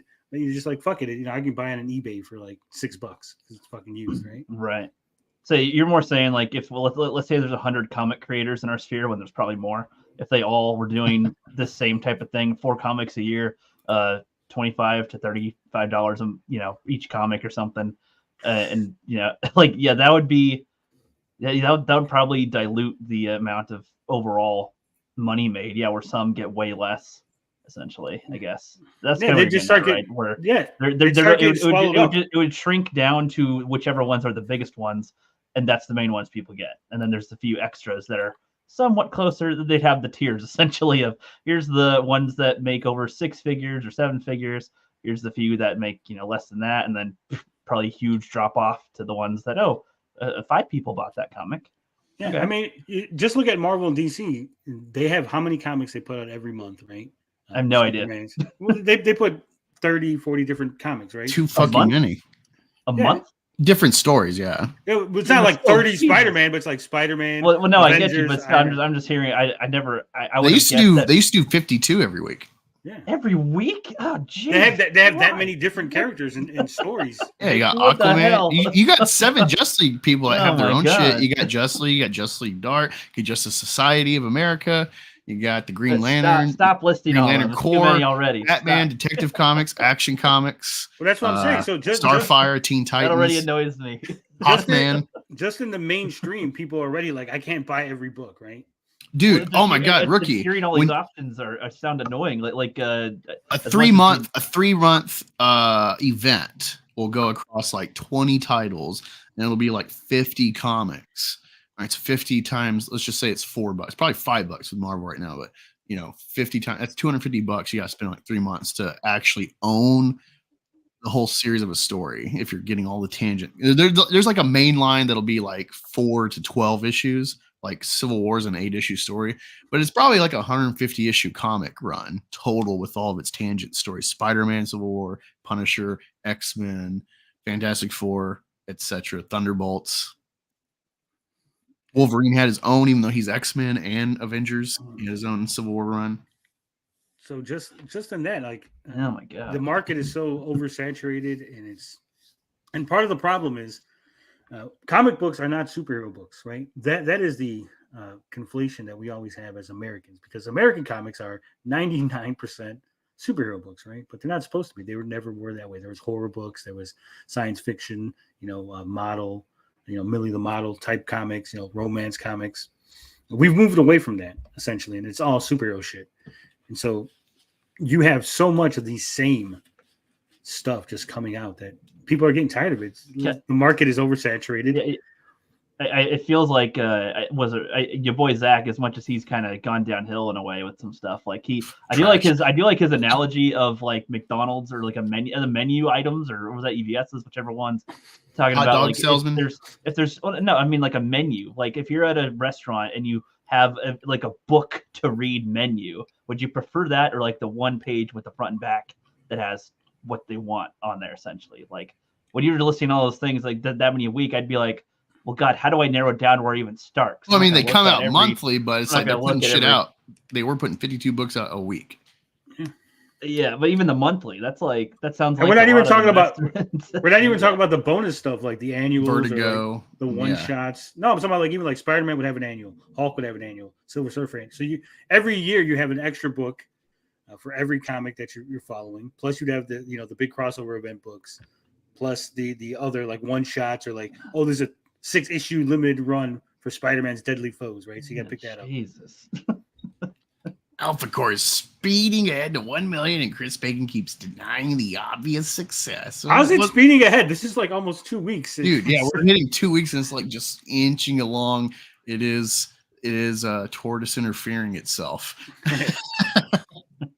But no, and I mean, this is just talking about comics in general, and like I'm talking about like, what else am I doing in my time? Well, I'm more of a movie guy in general. I feel like that's where most people are these days, or video games as well. And it's like, how much time will I divert to buying comics? Not that much, really. Like, I supported a lot of people because I want to support their campaigns, not necessarily because I think their comics are great. I have no idea until I read them. And when will I read them? At some point. Eventually. I mean, it was funny with the whole "what's your favorite part of ISOM" thing going around, because it was like it did take me a while to get to reading like most of my comics that I have. It's because of Dick, and then I read it, and then Ricky's like, "All right, I guess I'll read it now." I kind of like, okay, I'll see how much I have, and then I can pick and choose which one I want when I get them, because they take forever to kind of get here sometimes for a lot of different comics. So I'm like, let's see which ones I'll have and which ones I'm in the mood for, and I'll read one here or there. I still have like over 30 to read probably. Yeah, I have a ton to read myself, but I got other shit to do. That's what I'm saying. I'm like, yeah, I mean, how much time am I even? I work diverting 12-hour into days, comics? so Like, yeah, I get fucking. It's hard to like stay awake after work. Well, it's funny. Vito, really quick. I want to. He covered this. He covered this goalpost thing about the quote could be as high as 50 million. And he says, "Reminder: Tim Pool has not actually read ISOM." And someone says, "And your point is," and they're back and forth. It's like, why do you want kids to emulate a character you know nothing about? Again, what's your point? What's the problem if Tim read ISOM or not? Does Tim's failure to read ISOM negate the fact that Air July has created a product the millions are willing to purchase? And so Vito's just like playing lines like, so you think Tim is celebrating that millions of people purchased Eric July's comic? No, I believe Tim is celebrating Eric July for creating a product the millions enjoy and are willing to pay for. And he says, do you think it's good just because millions of people bought it? He says, personally, I could care less one way or another. What matters is that millions have purchased Eric's products and seem to enjoy it. To be honest, I am thinking of this for a Christmas present for the grandson. Millions. It's like McDonald's. Millions and billions served. Oh, wait, no, you haven't even hit 100,000 yet. This is who they are. You like that goalpost? What was your mug you put out, Tony? This is what they do. This is what they do. That's a 210 LG.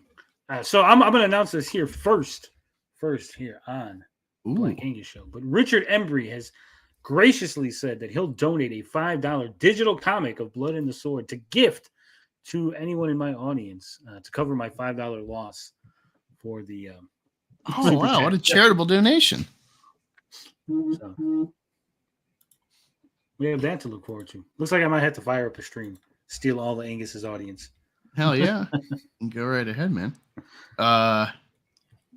Yeah, I'm trying to think what else. Interesting. I'll have to find it, but I saw something about the Marvels, the shipping. There's a shipping of her and Valkyrie, which is funny because I do remember there was weirdo shipping with Valkyrie and Carol Manvers years ago during Endgame, and I was like, "Where is this coming from?" And then it's like, oh, I guess they listened, which is like, hey, they're listening to fans, so you're calling it woke, but they're trying to. But they're not real fans. Those aren't real fans. Right. Yeah. It's like, I mean, I believe in gradients, grading of fans. I think Raylos are like, don't really cater to them too much. And they're kind of shippings. That's all they fucking care about because they're like Twilight people. They don't care about the lore. Thus, they're not going to be people that really invest in like $1,000 statues, So it's like ultimately all these movies are really just big ads for merchandise. That's where the real money's at, the gaming and the merchandise collectibles. But you still want to have quality and people care about the lore. Thus, they want the fucking products. Like no one wants sequel trilogy shit. People still want prequel shit, which I sell here and there on eBay.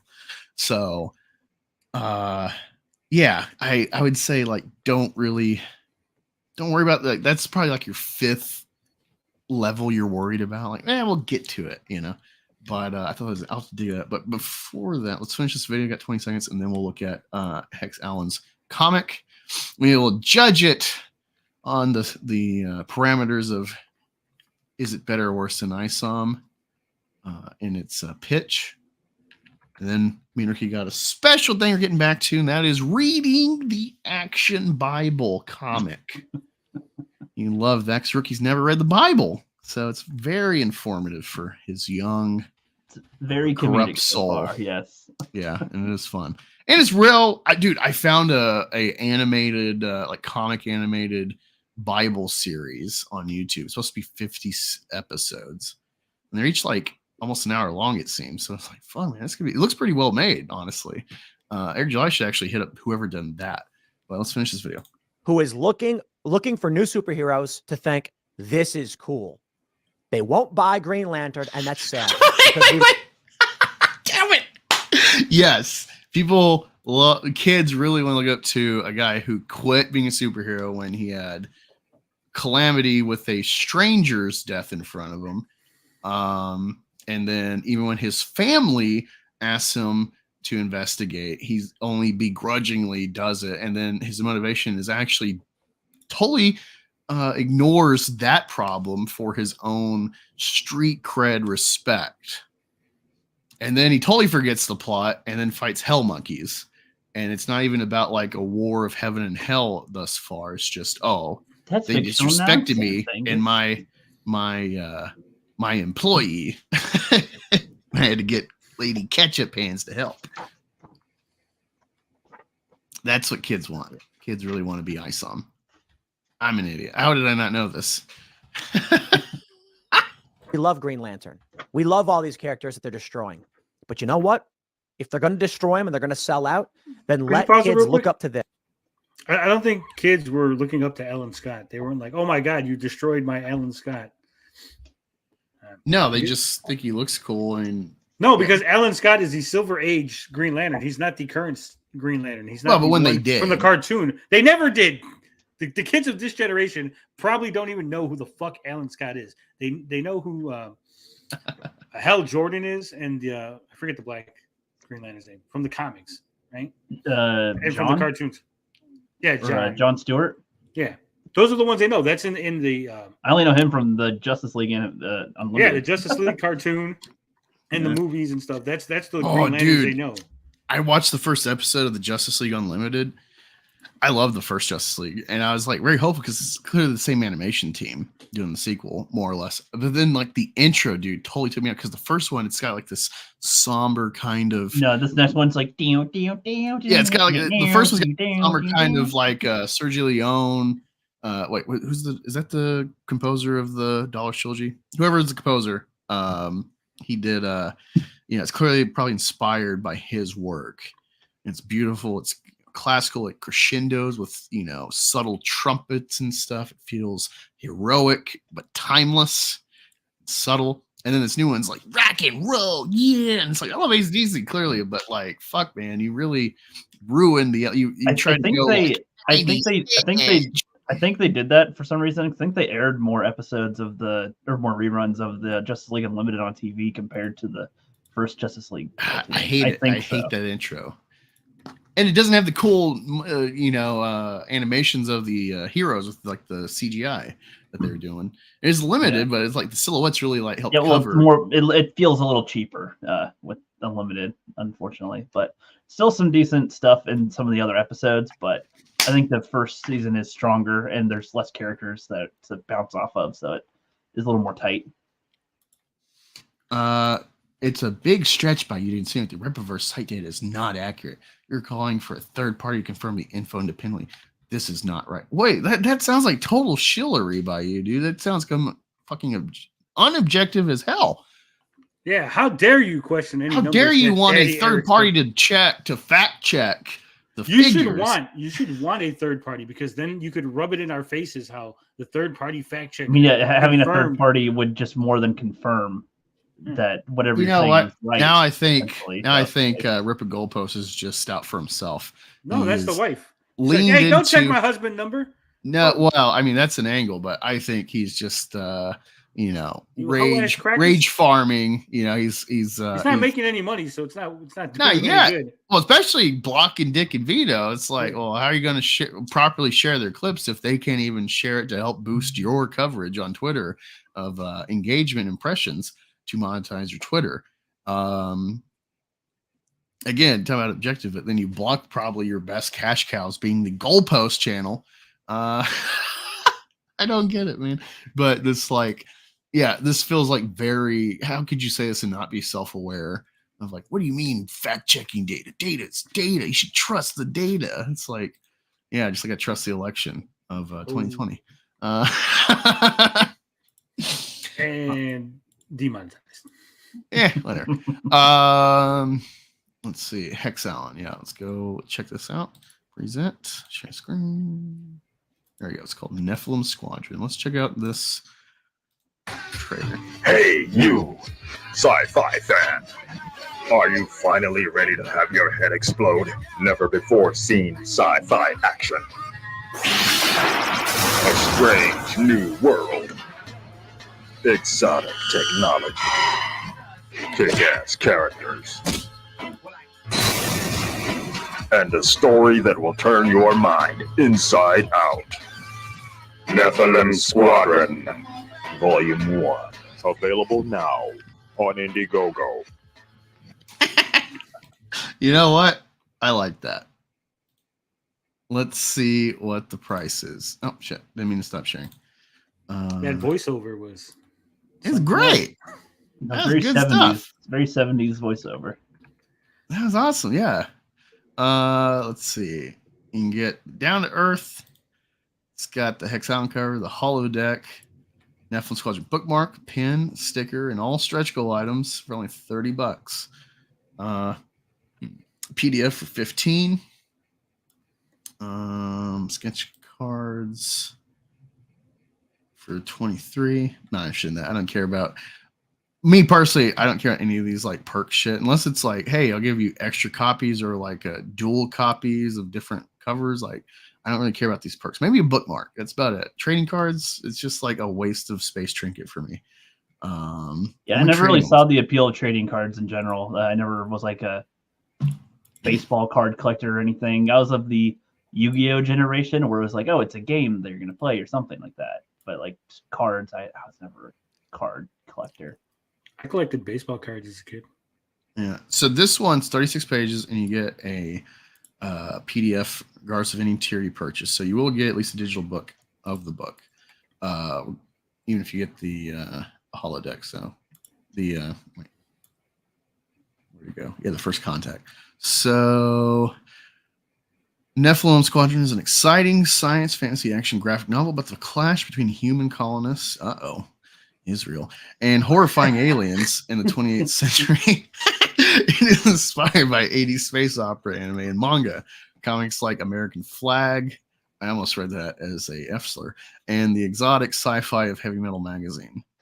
Another way to describe it would be to say it's like Avatar, but with testosterone. Hey, all right, man, I'm not backing this now. Dissing Avatar. Fuck you, buddy. Never mind. Never mind. Let's get away from this. Lost. No, or it's like Top Gun meets Space Above and Beyond. Nephilim Squadron is like a Star Trek series directed by Tarantino. All right, you're giving me too much references where it's like, well, I want to check those things out. Or, oh man, I want to rewatch Top Gun. When I saw it, just the trailer looked like something that would be on like a Saturday morning thing for like the 10-second slot. And it's like, yeah, oh, well, I didn't really get anything out of that other than they're gonna kick and punch each other. I would say when you're doing a pitch, put find franchises you like, and just make a card, like thumbnail of like, if you like these things, you're probably gonna like my shit, and have that towards the bottom of your campaign. Because I've seen that somewhere where they did that. I'm like, that's a good idea, because there's a lot of like things I can sort of like pay homage to or reference when I make Mescator, but it's not. I just quickly say TMNT meets Breaking Bad. It's like a quick, easy way to try to address. And it's like, if you understand Breaking Bad, you know it's more than just, oh man, this guy makes meth and sells it. It's like an in-depth tale of a man finding his masculinity, but it's a tale that is not a moral tale necessarily. It has a morale to it, I guess, but it's not like a moral tale of like a hero in masculinity. I appreciate that. It's got nuance that masculinity and virtue are not intertwined inherently. It's a cool cover right there. This helmet. I'm not sure if that's an homage to something. Oh yeah, homage to Do You Remember Love, the motion picture. I don't remember that. Do I Remember Love? So never heard of it. Probably an anime. This one's cool. The art looks all right. Sure. Well, I mean, I understand the budget, what he's made, whatever his goal was. He's into man. I understand it's. I don't expect ISOM level art. Now I'm interested when I saw this flash. These look like member berries, so I'm already like, hey, that looks funny.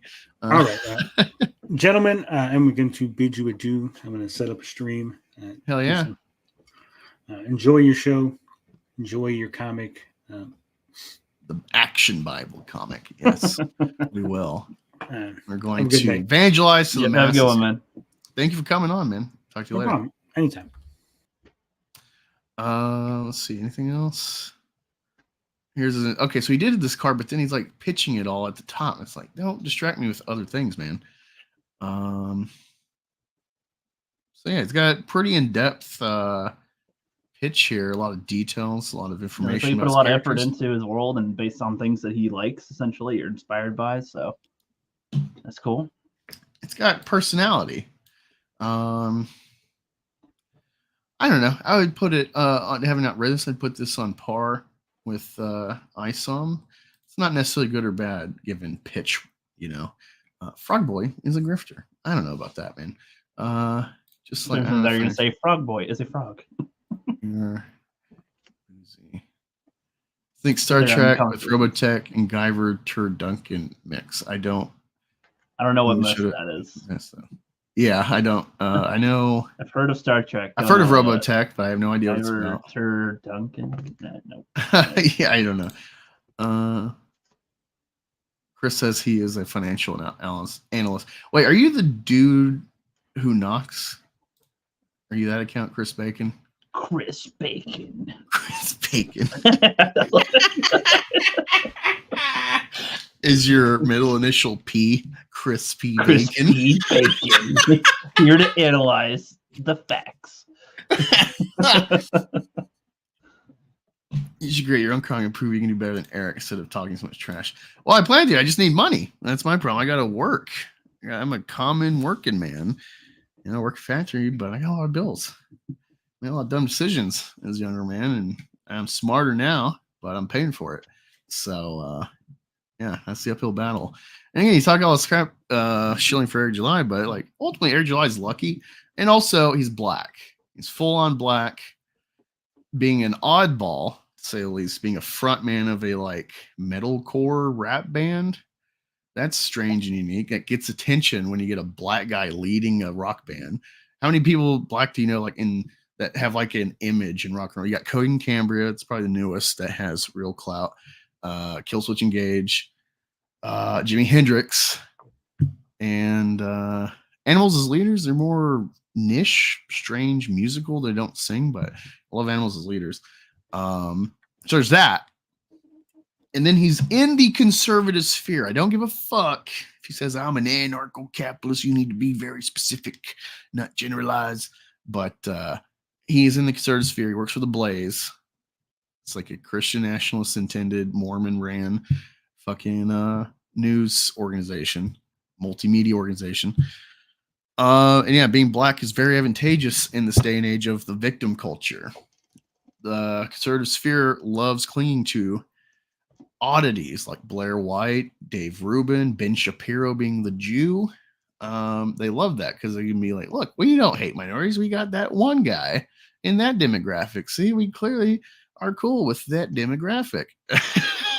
Even if it's whether it's intended per individual or not, there is an advantage to being like, oh, I don't hate black people. I follow Eric July. I backed his book. I paid a black guy. It's embedded in our culture. It's not even like a cognizant thing we're doing collectively, left or right. But we love clinging to minorities. They are oppression mascots to bludgeon the other side. You see it all the time. As soon as you start criticizing, people go, oh, why are you attacking a black business owner? So they're doing it on our side too. So yeah, he's a fucking unicorn. And then the shot across the bow, given his connections to Blaze, going on Fox, Blaze, New York Post sharing his shit, Tim Pool shilling for it now. You got the conservative sphere pushing this. Clearly, that interaction with Vito, not even understanding it's not even sold 100,000 copies yet of his merch, of his stuff. It's not even hit 100,000 total. They're like, oh, he's touched millions of people with his comic. They don't even know what they're backing, what they're supporting. just as good as Tim Pool. I mean, Tim Pool is fine for the style he's doing. I just don't fucking care about that style. But yeah, let me share this campaign to y'all. Back it if you like that pitch of Hex Allen. Go back it. Let me add something really quick. Because it's about time. About time, rookie. Let me load this. Okay, I'm ready. Action Bible PDF. It's just funny hearing Action Bible. All right. Where were we? I think we're on. Oh, I think we're about to be on Blood Cain. Cry. We're about to be, yeah, Cain and Abel. This is some good stuff here. Cain and Abel. So I'm going to church this up more. But this is the first little snippet of what we're going to be doing when it's Bible time here on the All American Beef. God damn it! Why is there no sound? No sound. No sound. What the hell? What the hell? Oh man, I must have muted the audio on that or something. Let me. I think so. It's not ready. Oh man, ruined the mood now. Yep. Yeah, let me fix that really quick. Here we go. We're gonna fix this. Don't you worry, people. Yep. And doodly deed. This one. Yeah. While you're working on that, I've been watching. We've been watching Attack on Titan lately. The latest, they had like the finale of the seasons or something, and then people have been hyping that up a bit, and also people saying how they hate how it ends, and that got me curious to see it, kind of like with Game of Thrones. And I freaking love Attack on Titan so far. We're about halfway through season 2, I think. Freaking awesome. Dude, yeah, it's funny because somehow these middle seasons, I just like didn't retain anything. So I'm like literally shocked. Like it's the first time. Like, what? Like I know I've seen some of these images, but like the context was never resonated. Now I'm watching like, oh here. My god. Yeah, I wasn't expecting much from it. I thought it was gonna be very simple, but it gets a little more complex as it goes, but in good ways. They make just conversations seem fucking cool and intense. Like anime intense. Essentially. Oh my god! Thank you for the idea, TJ. Bible read. I'll have to find some Bible thought clips. Yeah, I've seen like there's some TikTok Christian influencers where it's like they're wearing like booty yoga pants, but it's like, yeah, you know, when I go to the gym, I always got to have my Christian rap ready to get me going. Thinking, you know, listening to scripture while I'm lifting, and it's like Christian, you're a fucking rap. Thought, but you think you're holy because you're listening to your Christian music. It's like, I don't know, man. I don't think God looks kindly. I think it's pretty clear if you read the scripture about like different iterations of like, you know, whoremongering. You know, it's very clear in the Bible about like your responsibility to not elicit, to not attract unnecessary attention to your body and influence fornicating type of thoughts. You know, to say the least. So, a little perturbed by that. Let's see. Yeah, what's Tim Pool's favorite part? Hey, flood Tim Pool on Twitter. Like, what's your favorite part of ISOM? Our favorite is when he says that cannot be tolerated. What is your favorite part of that fictional nonsense? Some of it legally, some of it not so much. Do you think it would be a more constructive way to spend your time trying to win the hearts and mindset of whatever it is you're doing in all these different chats? Well, you know, he could rename it to Islam. I'm pretty sure that's trademark free. And it's very similar to ISOM. Honestly, when I heard the name ISOM, I'm like, is this supposed to be like a Muslim character? What the fuck is this? Was this some terrorist black Muslim? But anyway. Let's, here we go. I have a question for you. Shut the fuck up! Say Christ is Lord. Say Christ is Lord. Say it! You say Christ is Lord! Jesus. It's time. What's that from? I don't know. I think he did a movie about Padre Pio. He's a, let's say, late 19th century, early 20th century monk who had the stigmata, supposedly, which is like the wounds of Christ in his hands and feet. Okay, I think I've only seen him in like Even Stevens and Eagle Eye, Indiana Jones, and another Disney movie where he plays a. I need to rewatch Eagle retard or Eye. I something. remember it was cool. It was like a I remember not movie. liking it, but I think if I look at it now, it might be interesting. Because I think, Oh, yeah. especially nnowadays with the They just did what some internet things thing are. where the government's trying to like take over the internet. Yeah, some I remember. equity Yeah, ruling. it was basically an AI that like can watch his shit essentially, and it keeps on making him do stuff. It's like, okay. Yeah, the AI delivered fucking, it's either that or source code. The AI delivered like all these like fertilizer, like bomb making equipment. Yeah, that was in this one. It was in his apartment. He was like, I didn't do nothing wrong, officer. Oh yeah, let's check it. Crap. I was like, oh man, yeah. It was at that time where I was like, he's okay. And he's in Transformers too. I've actually seen him in a lot of stuff, and I think about it. Holes, but Holes too. Yeah, you're right. Okay, you know what? I've seen him in like almost 10 fucking things. I didn't like Holes when I saw it. I didn't ever read the book. I think there's it'd be weird funny if you child watched it. mass love of that shit, and I just like, I don't get it, man. It's you're gonna be like your mean old dirty rotten pig stealing great grandfather or whatever, stuff like that. People like the shoes stink essentially. I don't know. All right, so, things that kids do. Last time in the Bible we read the creation and fall of man and the casting away from the Garden of Eden. Now we are at the brothers' blood cry, based on Genesis 4 and 5. All right.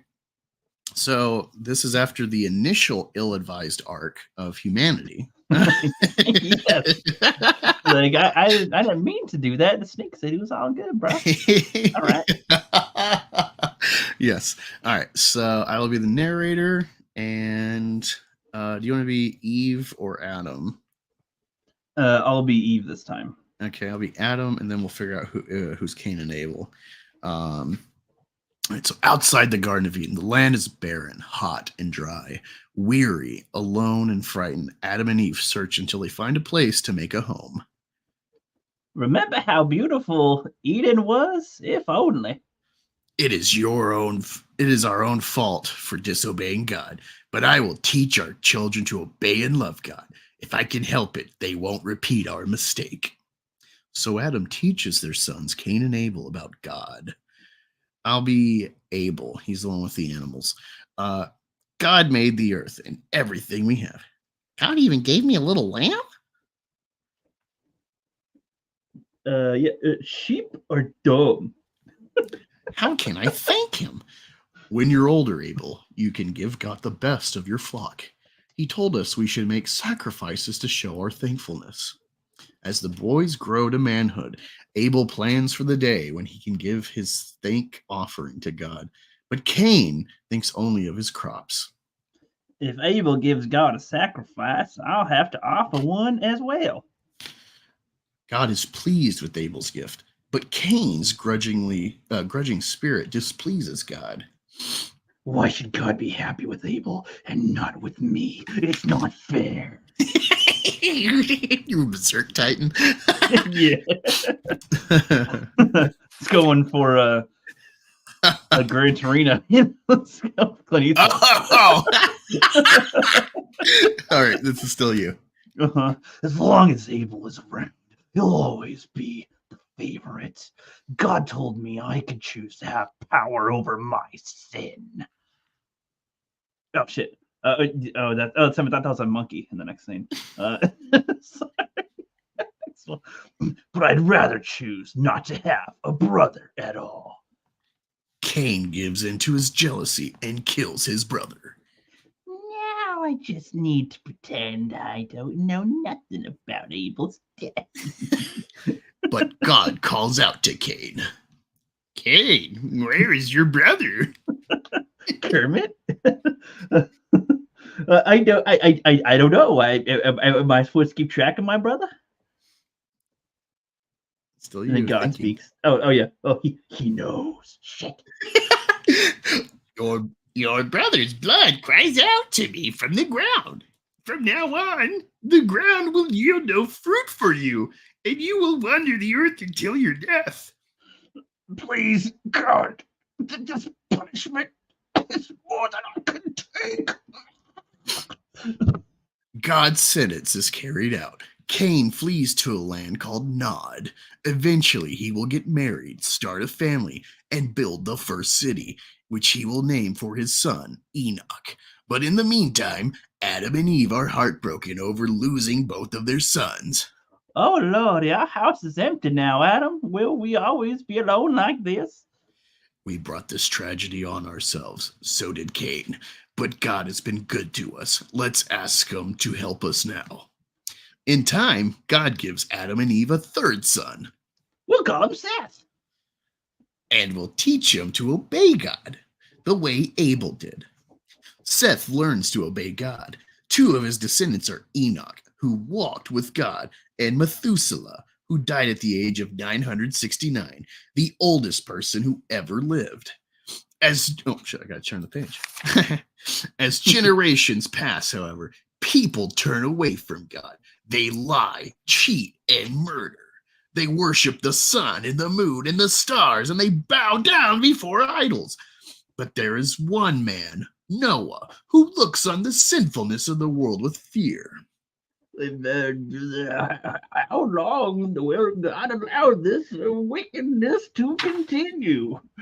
Oh, find out next I love week. it. I love how as we're reading this, everybody's still talking stuff. Essentially, ignored this entirely. Well, you'll have to find out next week. Tune in for Rainy Days based on Genesis 6 and 7. The action-packed thriller, Action Bible #1. God's redemptive story. Again, and Resurrection ×2. The sequel. So what do you think of that, Rookie? The story of Cain and Abel. This is the basis of things like... This is why Thor and Loki resonate, because Thor, even if he's hot-headed, he's more or less an Abel.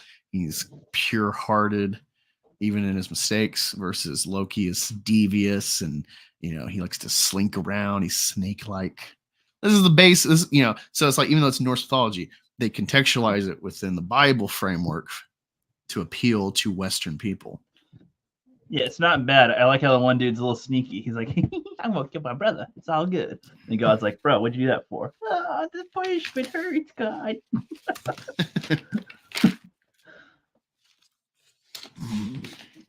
Wow. Yeah, that was about it. Yeah, not much to take from it. That was it. I'm enjoying our voicing of the stuff. It's funnier.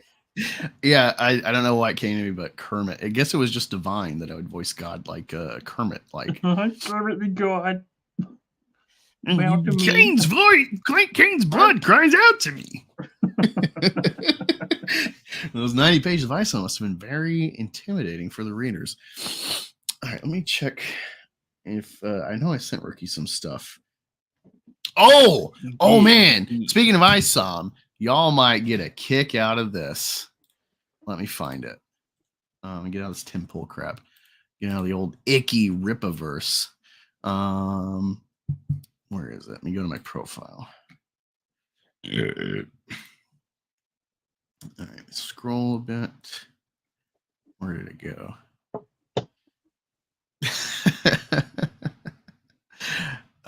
Come on. It was right here. I think Clip was didn't do a stream the other day because he had to edit mint salad stuff. So he's behind. I think he's doing a Clippaverse today or tomorrow.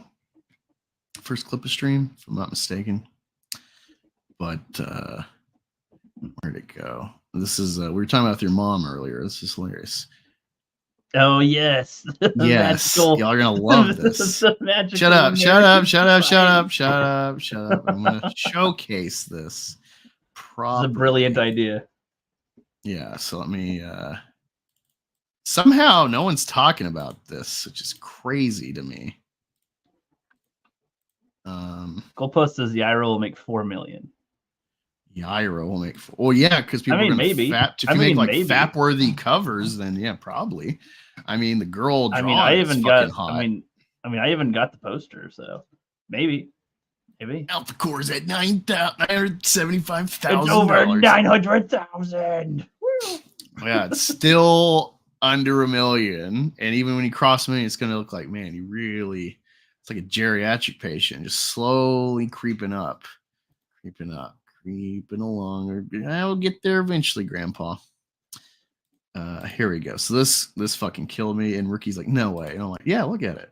Yeah, I thought you were literally fucking with me. I was like, is this like a parody from like Chappelle or something? So here's the pitch. Here's the teaser trailer. Pause it real quick just for any copyright crap. All right, we're talking transforming. Yes. Yep. Welcome to the American Society. Here's the name reveal. The American. It's American Society of Magical Negroes. Is this really, where Eric July came from? Did he study here? When they say the American Society of Magical, and then it's like, all right, now class, what do you think the next word will be? I don't think most people would say of Negroes, but that would be funny if many did. And it's like, oh, you get it, so you get it. Okay, cool. Negroes. They actually say it out loud. Updating maybe like magical black people, or I guess that doesn't have the same ring. I like how he's kind of like, yeah, you know what? That's kind of funny. I hate that guy. He's from Jurassic World. I don't remember him. I don't remember. He's the one that's always screaming. Oh, the lava! Dinosaur! He's like but then like the Asian girl vet is like calm and collected. Yeah, you see, okay, I'll admit this. So like, I told you I was annoyed by what's her face in Indiana Jones, the Temple of Doom, that always screams, but that does make sense. But that does make more sense for her to scream compared to this dude in Jurassic World. It's like, little girl, screaming. And he casts this racially ambiguous, even though he's clearly black, but you know, more or less, it's like he's a Panderstone diversity character. He is the black Harry Potter. He's this possibly gay twink. Needs women to defend him from dinosaurs. Yep. He's screaming like a woman. He needs Rose Tico to defend him. I hate this guy. Only in theaters, March 22. Wait, is March 22 like an important date that I'm forgetting or something? Is that like a black date? Let's look that up. It might be. It might have some Negro magic associated with it. Let's check this out. Because that's past February, and I know that is the. Oh, I didn't even think about that. It's outside of Black History Month. Well, that's why I'm kind of confused a little. They really missed the pander mark on that one. What the angle is? This is going to intrude on Women Month. It's going to intrude on the Women Month or whatever. All right, let's look. All right, so there's Employee Appreciation Day. There's the Ides of March. There is a Cheese Doodle Day. National Anthem Day. National French Bread Day.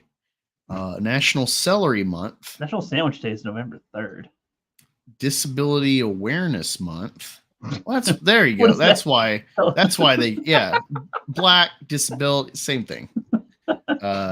When they say Awareness Month, that just makes me sound like, all right, you know how you normally ignore people in wheelchairs and have stuff. This time, don't ignore them. Go, hey, look, you're crippled. You're something else. Irish American Heritage Month. Well, I mean, they're making everyone black in every demographic, so I mean, they'll probably have black people for that.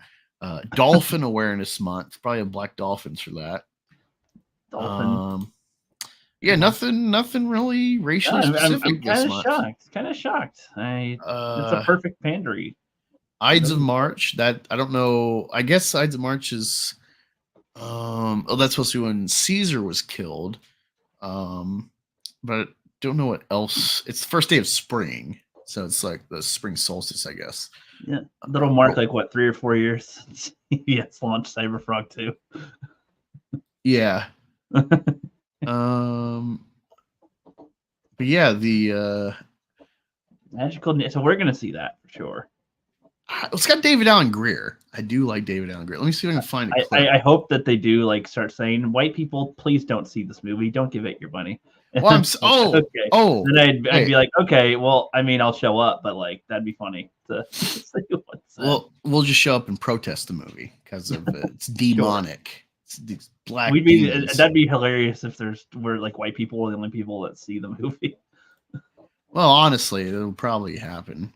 This is gonna be one of those like either black people are gonna make it profitable or it's gonna tank. Let me see. Here's some of the quotes. 2 tickets to Magic Negro movie, please. It's white Chad. The Harry Potter remake with J.K. Rowling as the creative advisor. Lethal Lightning. Epic Mike told y'all, second wave of black exploitation. Well, given that he's associated with Josiah Rises, I don't know if he's saying that's a good thing or bad thing. Because he likes to be in this like, Grifterverse, everything's woke, but then he likes to get all defensive about black shit. So I don't know how to read this guy. Hollywood Scholar. Are white people even allowed to say it? I've been told I'm not allowed to say that word as a white guy. Magical Lies. They literally do the opposite of this film's plot. Follows the story of a man, Aaron, who's enrolled in a secret society of magical blacks who devote their lives making life easier for white people. That is the synopsis of sounds perfect fantasy for white people, honestly, because it's like, oh, finally they're doing something good for society. For me. These make it harder, make all the prices higher, put all the shit at Target and Walgreens behind locked cabinets. I gotta call a fucking receptionist to get. I call Stephanie over to unlock the thing for me so I can get my shaving cream. The way I'm so excited for a black cast movie that isn't about slavery or the hood. Well, it's still stuck in this diversity crap because the angle is like these damn crackers and they always casting us as the magical help. So it's still got this like spiteful. They're still not like hey, we're just regular. This meme. Oh my god, this meme. I saw this meme earlier. So it says Nogwarts School of Bitchcraft and Niggardry. It's got KFC, Great Drink. It's got Snoop Dogg as herbology professor. It's got Neil deGrasse Tyson as astronomy. This is great. It's got Bill Cosby as potions master. Who's that guy? Magic Johnson as the professor of health. O.J. Simpson as the defense against the white arts. And then Michael Vick as care of magical creatures.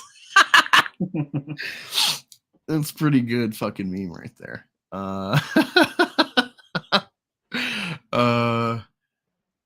Which movie are you seeing? The American Society one. Which movie is that? The magical one. There isn't a new Harry Potter.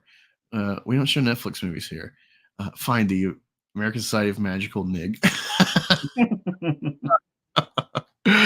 Oh man, they really did it. They really did it, rookie. I really want to. We'll see how much of like a parody that they try to do with it. Should be released on June 19th. Yes, Eric July's day. Perfect. Yes, the Juneteenth. Eric Juneteenth. They might push it back for reshoots, of course. All the CGI.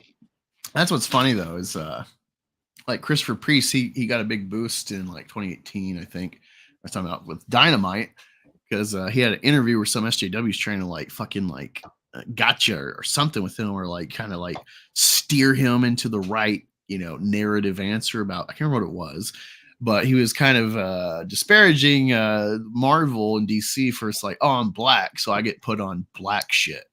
And it's like I come to Dynamite and they let me do Vampirella. So it's like, cool. And just for that, EVS and our whole collective, myself included, whatever effort I could do, help push this comic. And then he read it and it's like, what the fuck is this?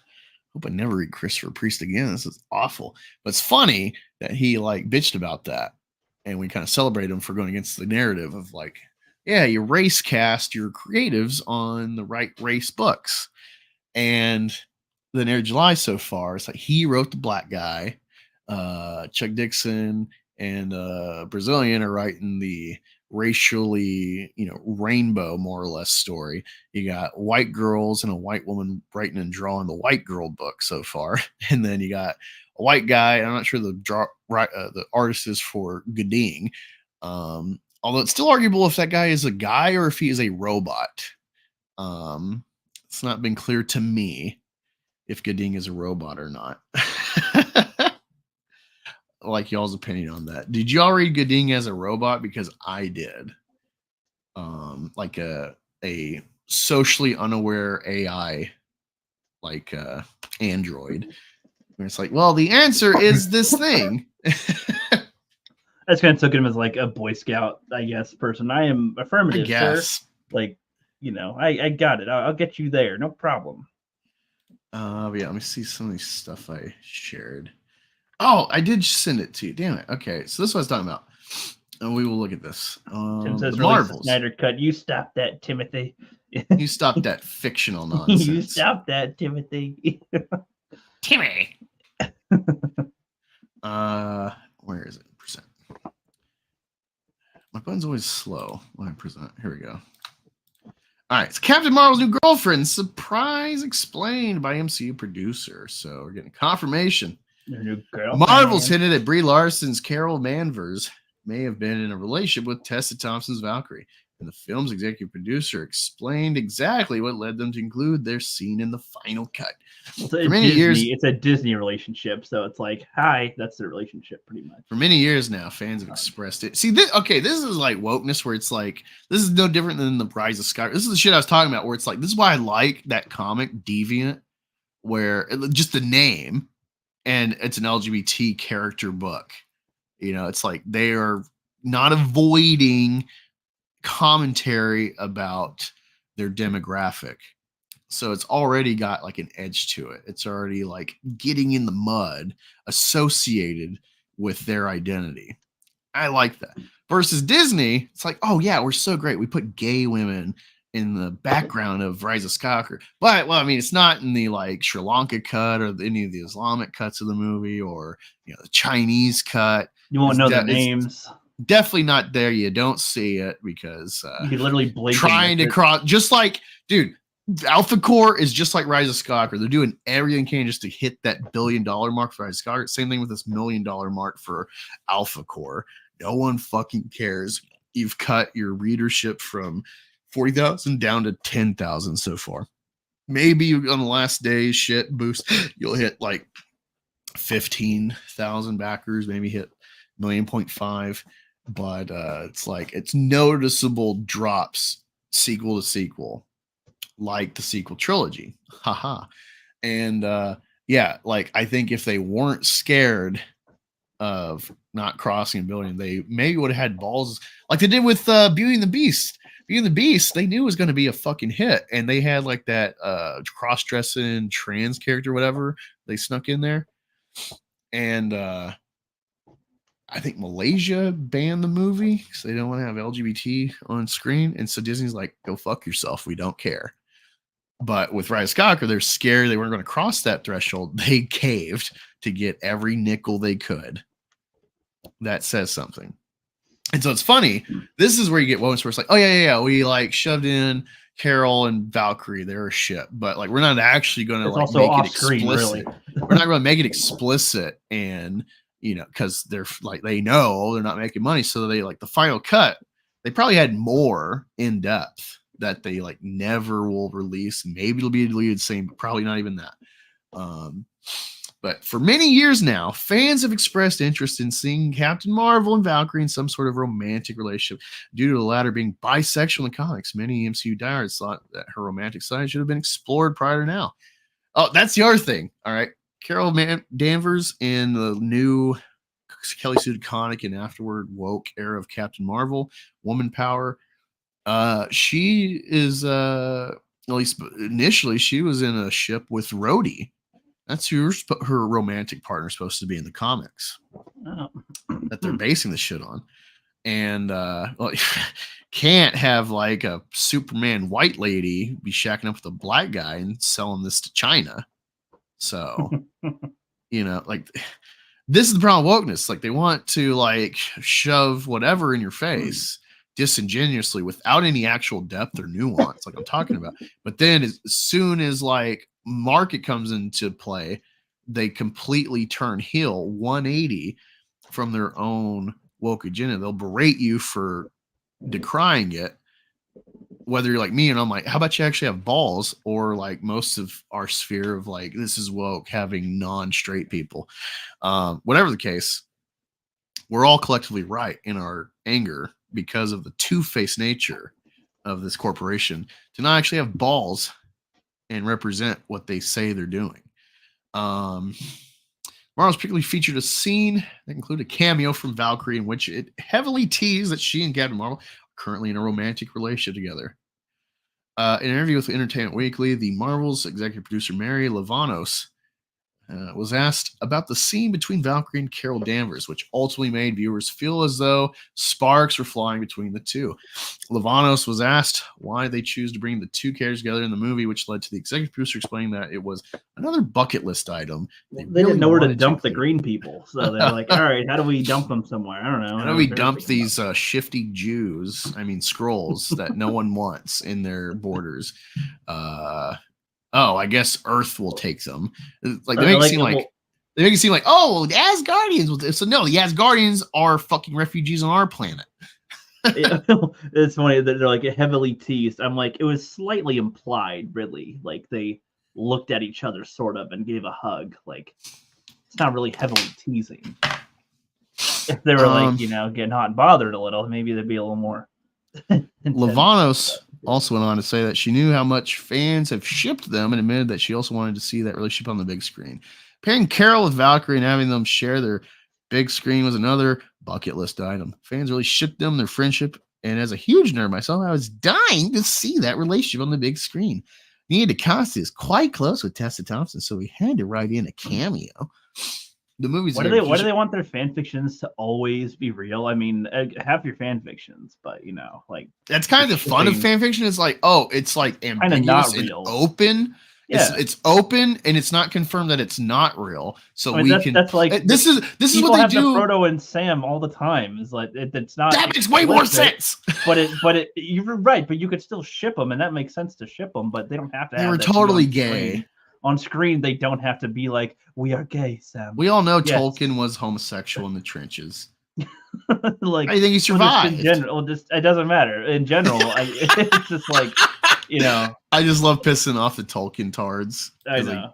They get so fucking, it's worse defiling Lord of the Rings to these people than it is like the alphabet taking over your churches.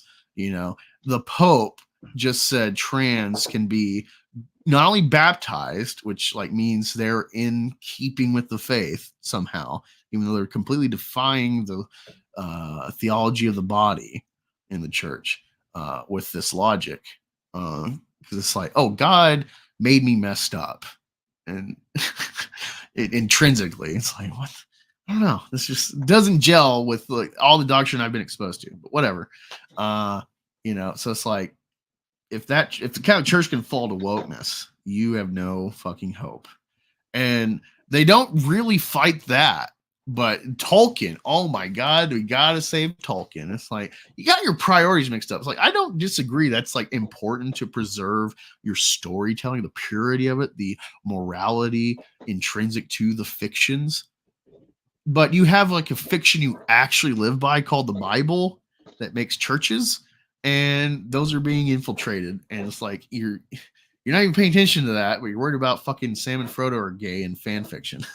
My point is like ship them all you want, but it's weird how they really want to see. Okay, we really want to see this in the movie, so it should be in the movie. It's kind of a thing, kind of like with the Raylo thing, but a little different. Yeah, like, I agree, Tim. It's like I'm okay with them shipping. They shipped Finn and Poe together. It's like, all right, yeah, ship them together. Makes sense. It doesn't mean the movie. It doesn't mean the movie needs to do that either, though. It's my point. Like, well, have all the ships you want, but how much you don't get much screen time with them too, but it makes more sense because their brief interaction is like life and death. And you have the camaraderie of even if they're like enemy soldiers, just like we're seeing Attack on Titan, where it's like, wait, you're my fucking enemy. But then it's like, well, like I'm kind of morally conflicted about what I did. And so he's starting to see begrudgingly like the humanity of war. Yeah, and Poe gave him a little name. Yeah, he's one who named him ultimately. If anything, actually, it's kind of icky. Now I'm thinking Gave about him it a because jacket after he- it's kind of like killed. he found a slave, and so then the slave is like I who frees hair the slave. bonding, on a romantic level with his It's like a certain type of Stockholm syndrome, but not exactly that. It's probably a different term for it. Right. Yeah, that's exactly what I was getting at. It's like some Beauty and the Beast shit where it's like, actually, wait. No. Actually, this is really icky that like, can you ever really separate the impetus of their meeting and ultimately him being freed as ultimately a slave of the First Order from childhood? Yeah. Or it's and like then be romantically involved. Princess that gets saved or something. And then it's like, this is worse than teachers sleeping with their students, actually. So actually you are, well, again, this goes back to the feminine brain, because all the shipping stuff, even if it's guys, are usually like fairies and girly and stuff. They got a female brain, and female brain, like everyone's like, don't like Raylo. Kylo mind raped her. You can't ship them. That's gross. He's an abuser. And all women see is like, oh man, he can abuse me. That's fucking hot. Like it's the same with Beauty and the Beast. It's like he's entrapped her, but then she falls for him.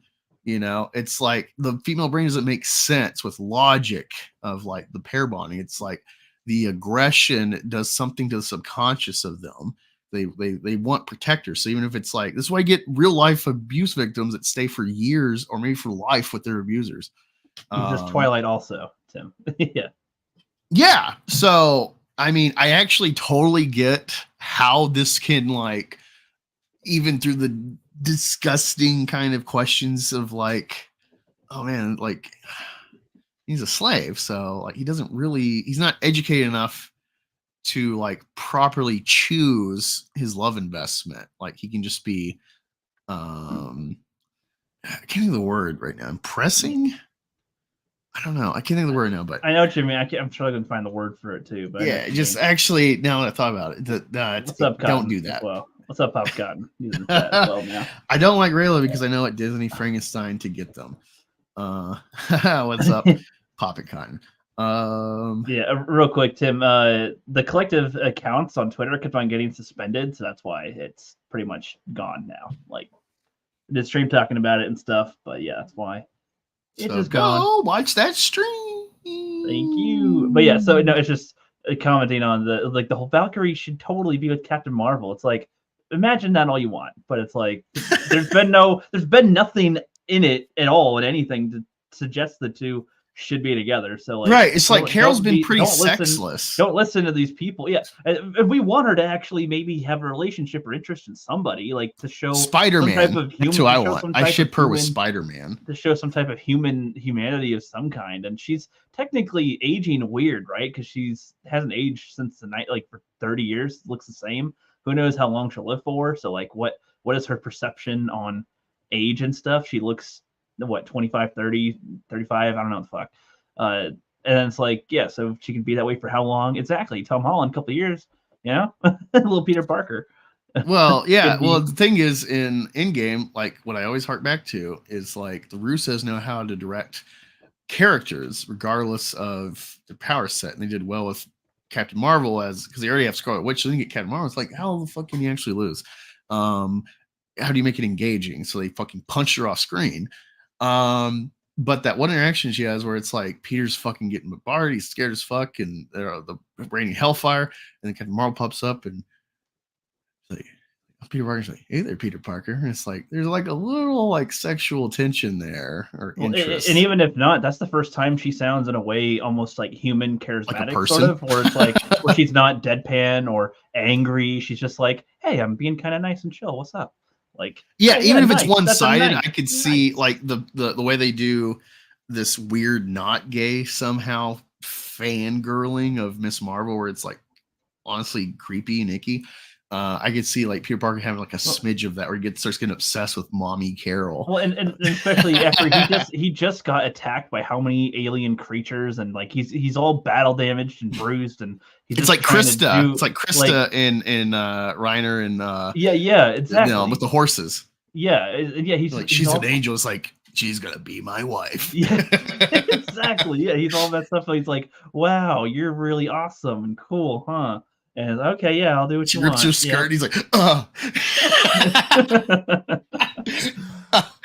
Anyway, I guess we can continue. But yeah, this was a The interesting. movie's executive producer also say that it just made sense for Valkyrie to be one to help Carol with the scrolls, and everyone was excited to bring the character in at that moment. She's such an empathetic, wonderful character. We're trying to figure out exactly how to help the scrolls after the events that take place on Tarnax. We were excited at the idea that Valkyrie would help in this novel way. Well, Valkyrie, You can go live at the Infinity Cone store in our place. Marvel Studios has phase 5 and 6 mapped out. Do they? Do they? That's quite the claim. But when it comes to predicting where certain characters will appear next, no one really knows what to expect. That being said, fans of Carol and Valkyrie would probably love nothing more than to see them on screen together at different points in the future. There are only a couple of projects where they could possibly see. Obviously, both upcoming Avengers films. We'll probably have both characters. If Valkyrie Carol ends up being the main character in another future film, such as Thor 5 or Captain Marvel 3, Captain Marvel 3.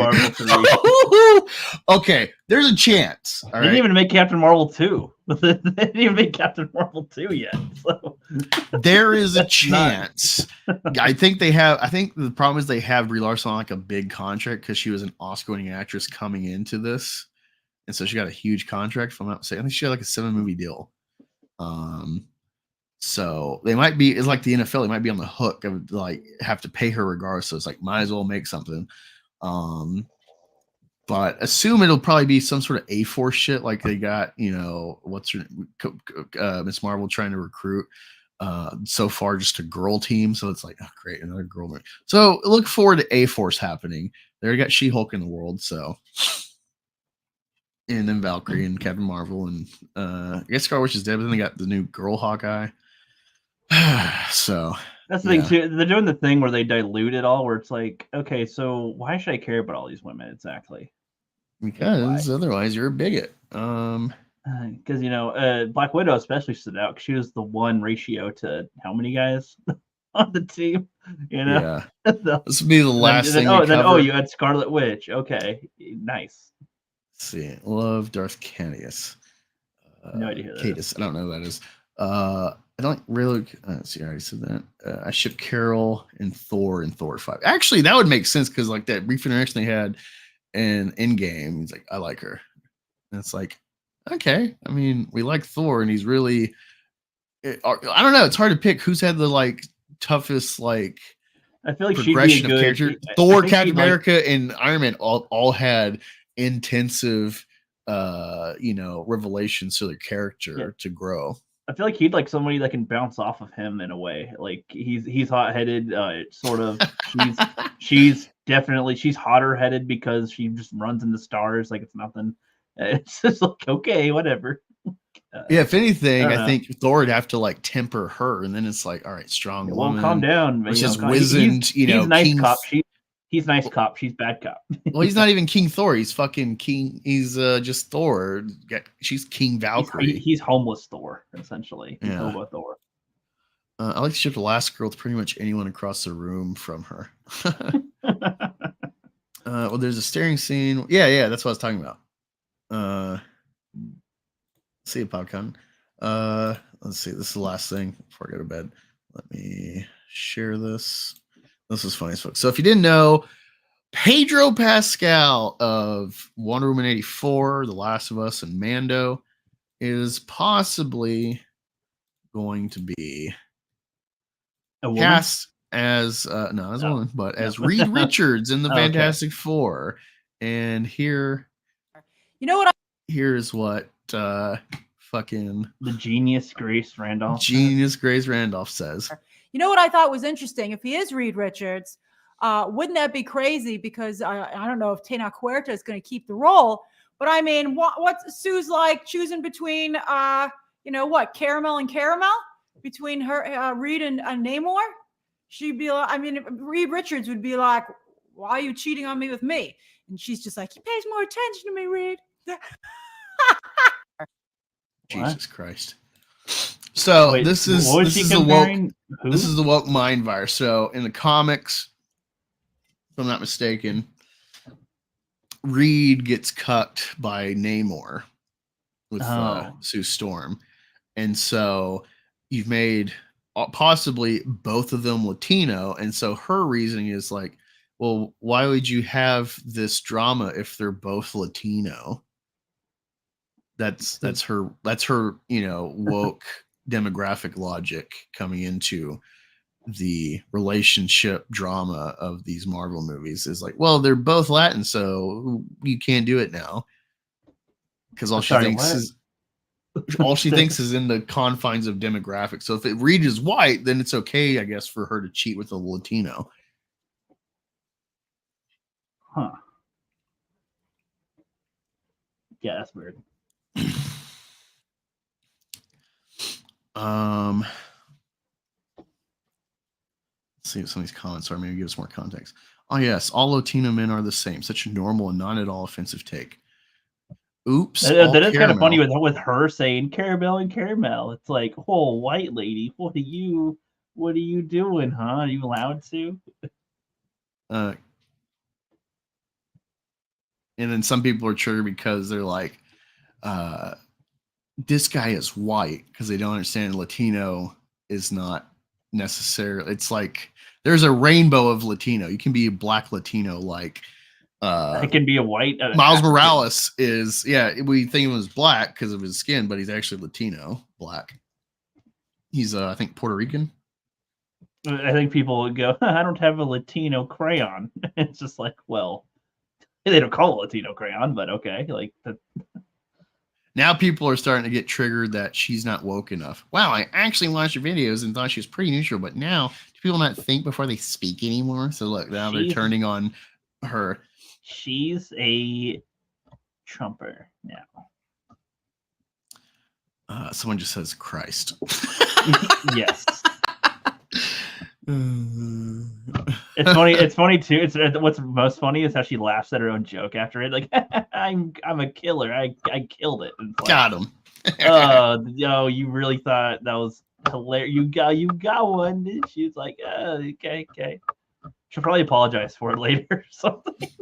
She gets enough people complaining about it. Does a whole video just apologizing to Latinos for like 20 minutes. I'm so sorry. I love Latinos, many of them. Let me list all the Latinos I like or something. I love the scenes. I even have one that washes my toilet. And then her editor puts like shirtless pictures of Latinos on the screen, like the Suicide Squad review. Well, that's what's funny too. She's so sexist, just like we talk about, where it's like, oh man, God forbid we sexualize Black Widow, a stupid human with superheroes. Like, what can she really fucking do for the story? Well, she's sex appeal. That's the point. She wraps her legs around men. Yeah, but Literally, look, shirtless Thor, shirtless Hulk. Who else? Naked shirtless? Fucking Killmonger and Black Panther. On and on and on. I mean, they have Stark fixing cars all the time, doing mechanical things. I assume women like that as well, like watching guys do that. So, also in general. Yeah. Let's see. Tim says, "Oh, you already said it." All right. Thanks for joining. Appreciate it. If you want to support the channel, go in the description. There's a link to GoFundMe. Throw me a few bucks if you want. All goes to make Meth Gator. And you can also sub to the guest from today, Geek Getaway. He's probably streaming right now. He was on for about an hour. Appreciate having him on. His link is in the description as well. Appreciate coming on, hanging out with me, helping vote on what I drink.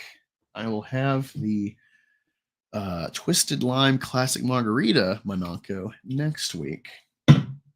And talk to you then. I might do a video Friday sometime covering the Deviant comic. And till possibly Tuesday, definitely Thursday. See you next week. Anything you want to say, Ricky? Nope. All right. Go fuck yourselves.